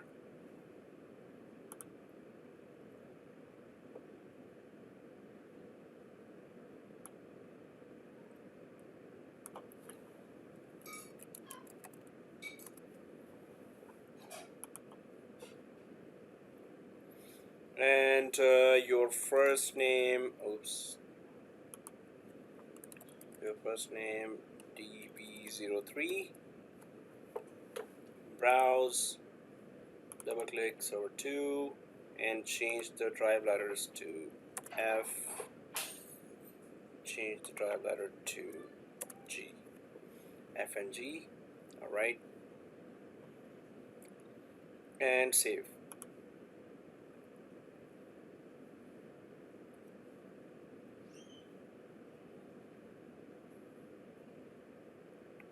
And press OK.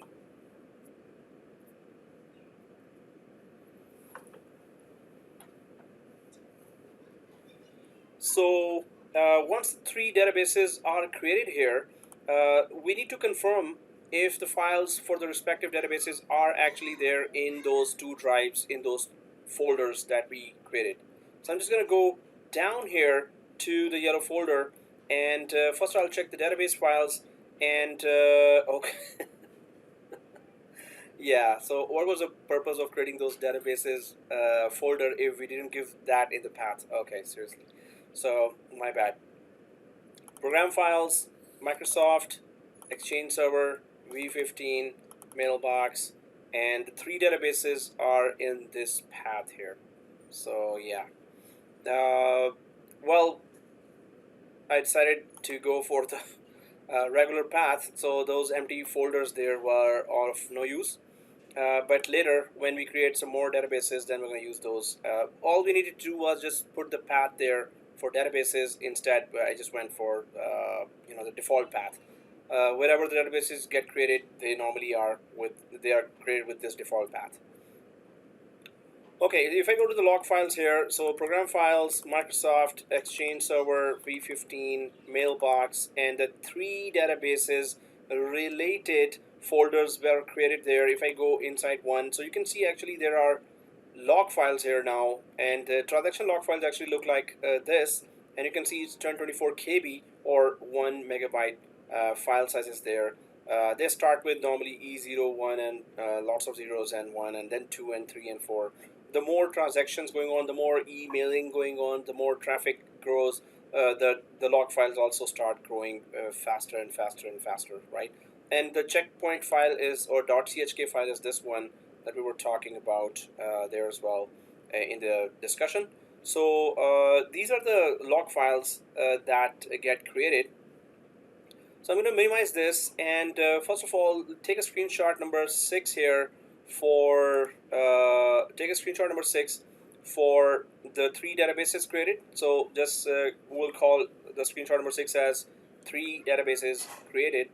We'll call the screenshot number 6 as 3 databases created. So take a screenshot here, take a screenshot.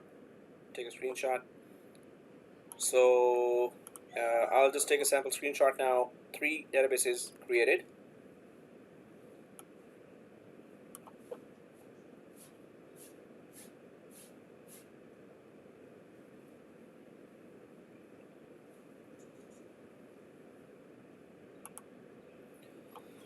Okay, screenshot 6, 3 databases created.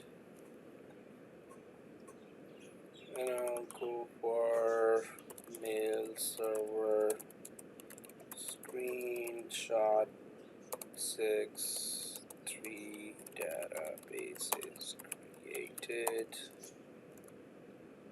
Okay. Now,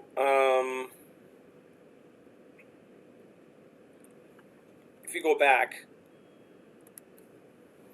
so 3 databases created and mounted as well to the Exchange server.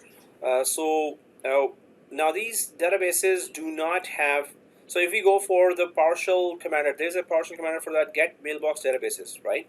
So if you've created databases, then there is, just like get mailbox gives you all the mailboxes. So there's a management shell commandlet called get mailbox databases will tell you how many databases are there.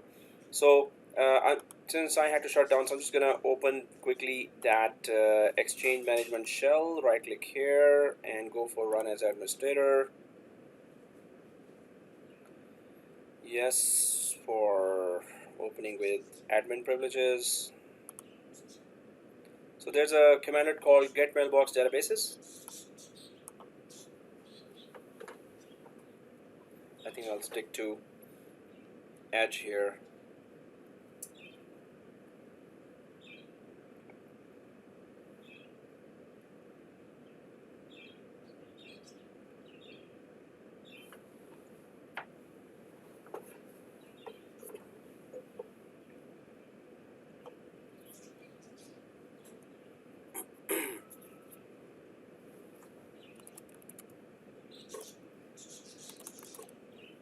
So there's get mailbox. If I just put D here and press tab to autocomplete there, that goes for get mailbox database.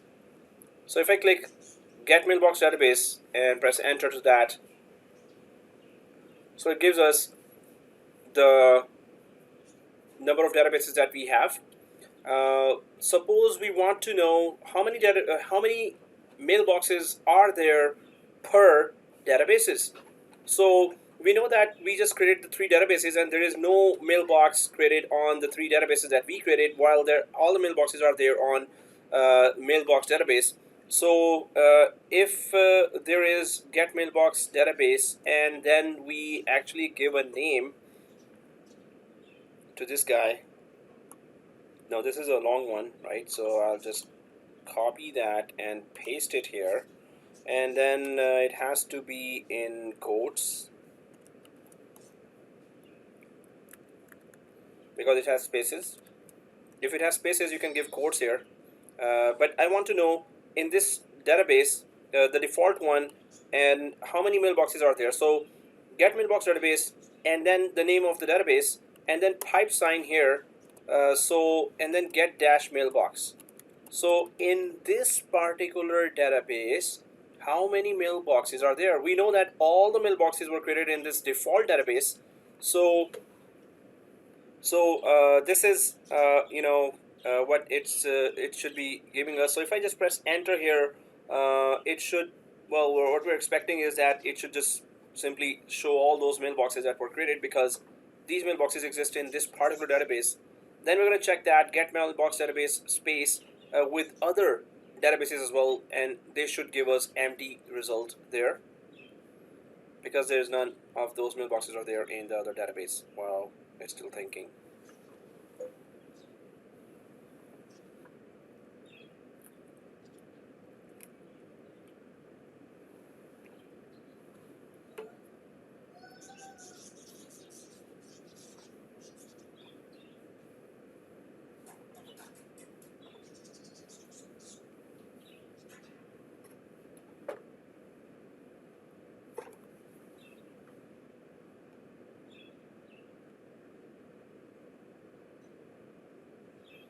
Well, that's pretty much the list of all the mailboxes that we have. If I go for up arrow, and put the previous command, which is get mailbox database only, and then again check the list of database. Now, if I go for the second command, up arrow again on the keyboard, but this time I'll just change that database name to the empty database. So it would be your first name db01, and we don't have to give the quotes there because there's no space between the name, it's just one word. So I just want to know how many mailboxes are there in that newly created database. We know it's empty, so it shouldn't, there you go. So no result here, right? So this means that there are no mailboxes in this database. So what we need to do actually is we need to actually distribute the mailboxes among other databases. So there is that migration service here in the background. If I go to Exchange Admin Center, and inside if I click recipients here, then the recipients have that migration service here, right? So this migration service really helps us migrate the mailboxes from one local database to other local databases. And that's you have to create batches there. Now if we start this migration service, that's not gonna end soon, that's gonna take a long time. What we can do is now, already time is kind of up. Now let's just migrate one mailbox, right? Just to check that how to migrate a mailbox. So I'm just gonna click that plus sign here, or the down arrow sign here, where it says move to a different database or move to this forest. So obviously we don't have another forest here, so I'm gonna go for, or we can go for move to a different database. We're just going for one sample mailbox there to move it to another database. So once you go for new local mailbox move, so it says that select the users that you want to move. We're gonna go for one user's mailbox to move. So I'm just gonna click plus here to select that user. So it's gonna line up all the Active Directory users there, and we can just go for any one user. So suppose we go for Alan Reed here. Alan Reed, go ahead and select just Alan Reed and press so add, you have to add it, right? So select the user by clicking plus sign here, and then click add, and then press OK. So you're selecting a user there, well, if you wanted to select on very large scale, you can go for a CSV file as well and upload it, and it will just grab the mailboxes from there. So once that user is selected from Active Directory, I'm going to click next. So there's a migration batch that you need to name. So it's a batch of, it's just called batch, where you may have thousands of mailboxes, hundreds of mailboxes, or just one mailbox, doesn't matter. So you can just go for batch 1, and there's a move the primary mailbox and the archive mailbox in if one exists. So we know that we have a primary mailbox. Can you go back 2 steps? Okay. Well, that's the only step. You just have to click plus sign here for the first option, John, and then you have to click this plus sign here to select an Active Directory user, right? And then select Alan Reed from there. So plus sign, and second one is Alan Reed. Just third one is Alan Reed. Click. You have to add here as well. Press OK here as well, right? Once you select it, then click next. Hopefully that was okay. So click. I'm on this second page here for the batch name. So here, batch 1, and it says that move the primary mailbox and the archive mailbox if one exists. Yes, it's a primary mailbox when we do not have an archive mailbox, so it's okay. Move primary mailbox only without moving archive mailbox. This does not apply to us. Move archive mailbox only. We don't have an archive mailbox, and so the first one is okay. That please move our primary mailbox for that guy, Alan Reed. The target database, it's asking, we have now 3 databases, so we can choose the first one among the newly created databases. So I'm just going to click browse here and go for the first one, your first name, db01. Double click that or click and add and press OK. So that's db01. Then it says bad item limit. Bad item limit just means that suppose you have received a lot of emails there, you have created a lot of calendar entries there as well. So in that case, if some of the components are corrupt, suppose the calendar entry is corrupt, one email is corrupt as well. So for some kind of corruptions, the migration process is halted or stopped. So it says that ignore at least 10 corrupted items inside the whole mailbox. If it's more than 10, then okay, you're okay to stop the migration. Otherwise, ignore the first one, second one, one email corrupted, one calendar entry is corrupted. Ignore until 10 entries here. So that's what it means, right? Target database we selected. Normally in production environment we select 30 here because it's big mailboxes and we don't want to halt the migration. But if it's more than 30 corrupt items, then yeah, we have to investigate that what's going on with this mailbox. Okay, so this is selected and click next. And yes, so please select the preferred option to start the batch. Automatically start the batch. Yes, we don't want to schedule that. Automatically complete the migration batch. Yes, we don't want to schedule that. So new, there's a new button here.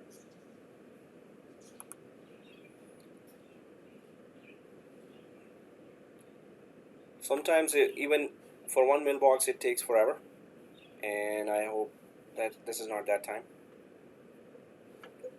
So go ahead and click new.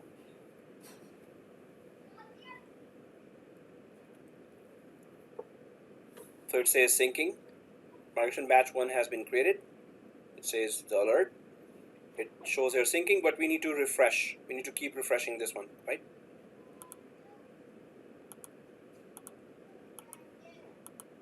Also, you can see more details in the view details in the right side area, this one.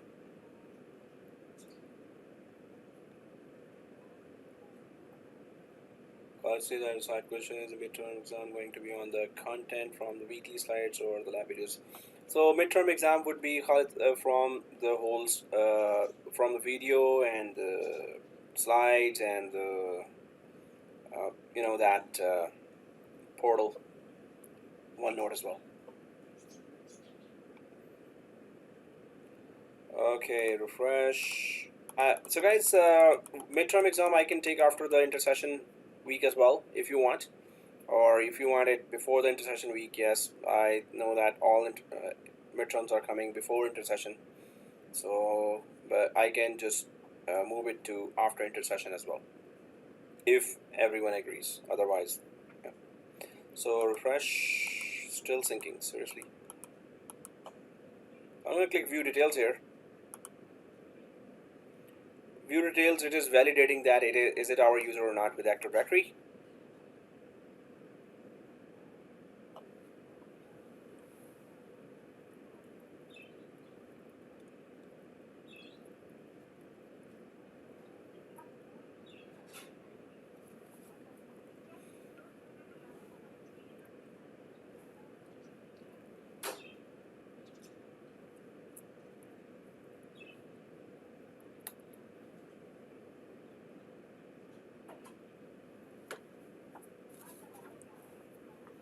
So, well, it is validating, and if I click refresh, did it go? Oh, then now it is syncing again.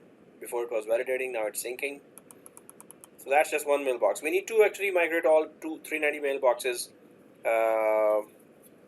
like that, and we need to divide them, the migration, among 3 databases.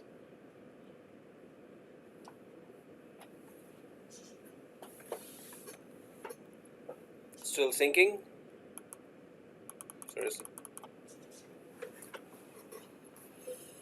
And that's an empty mailbox.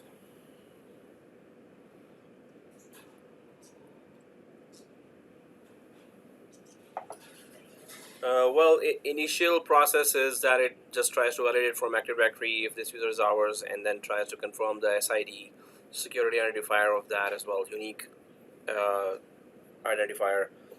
So it does take time for the validation, confirmation. It has different stages for migration there, which we'll discuss later as well. But the thing is that, is there any more screenshots for today? Well, guys, this screen here, so where it is still syncing, that's our final screenshot. Refresh. If I go there, it's still syncing. So take a screenshot where migrating one mailbox. So take a final screenshot migrating one mailbox.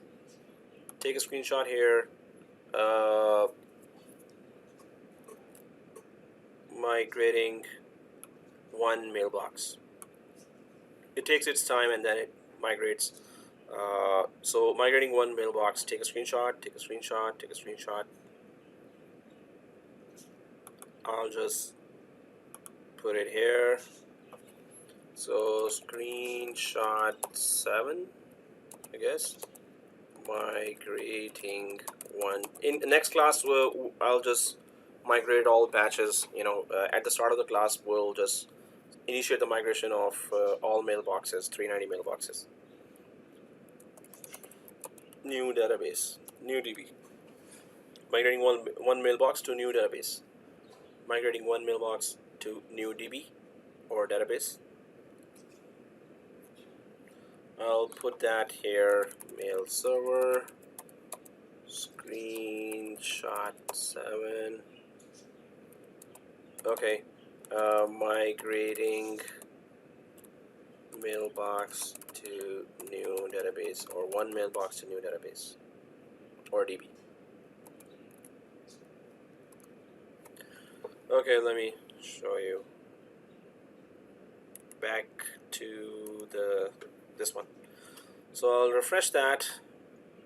Wow, serious. The initial process is always long. After that, even hundreds of mailboxes are done. So hopefully you have taken the screenshot here.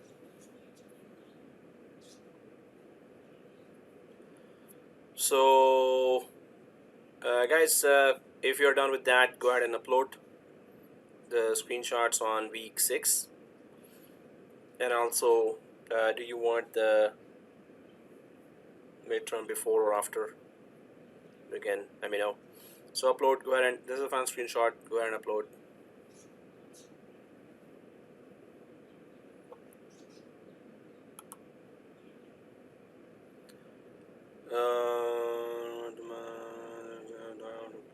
Okay. So Eric says after the intercession. You mean after intercession, right? Automatic refresh.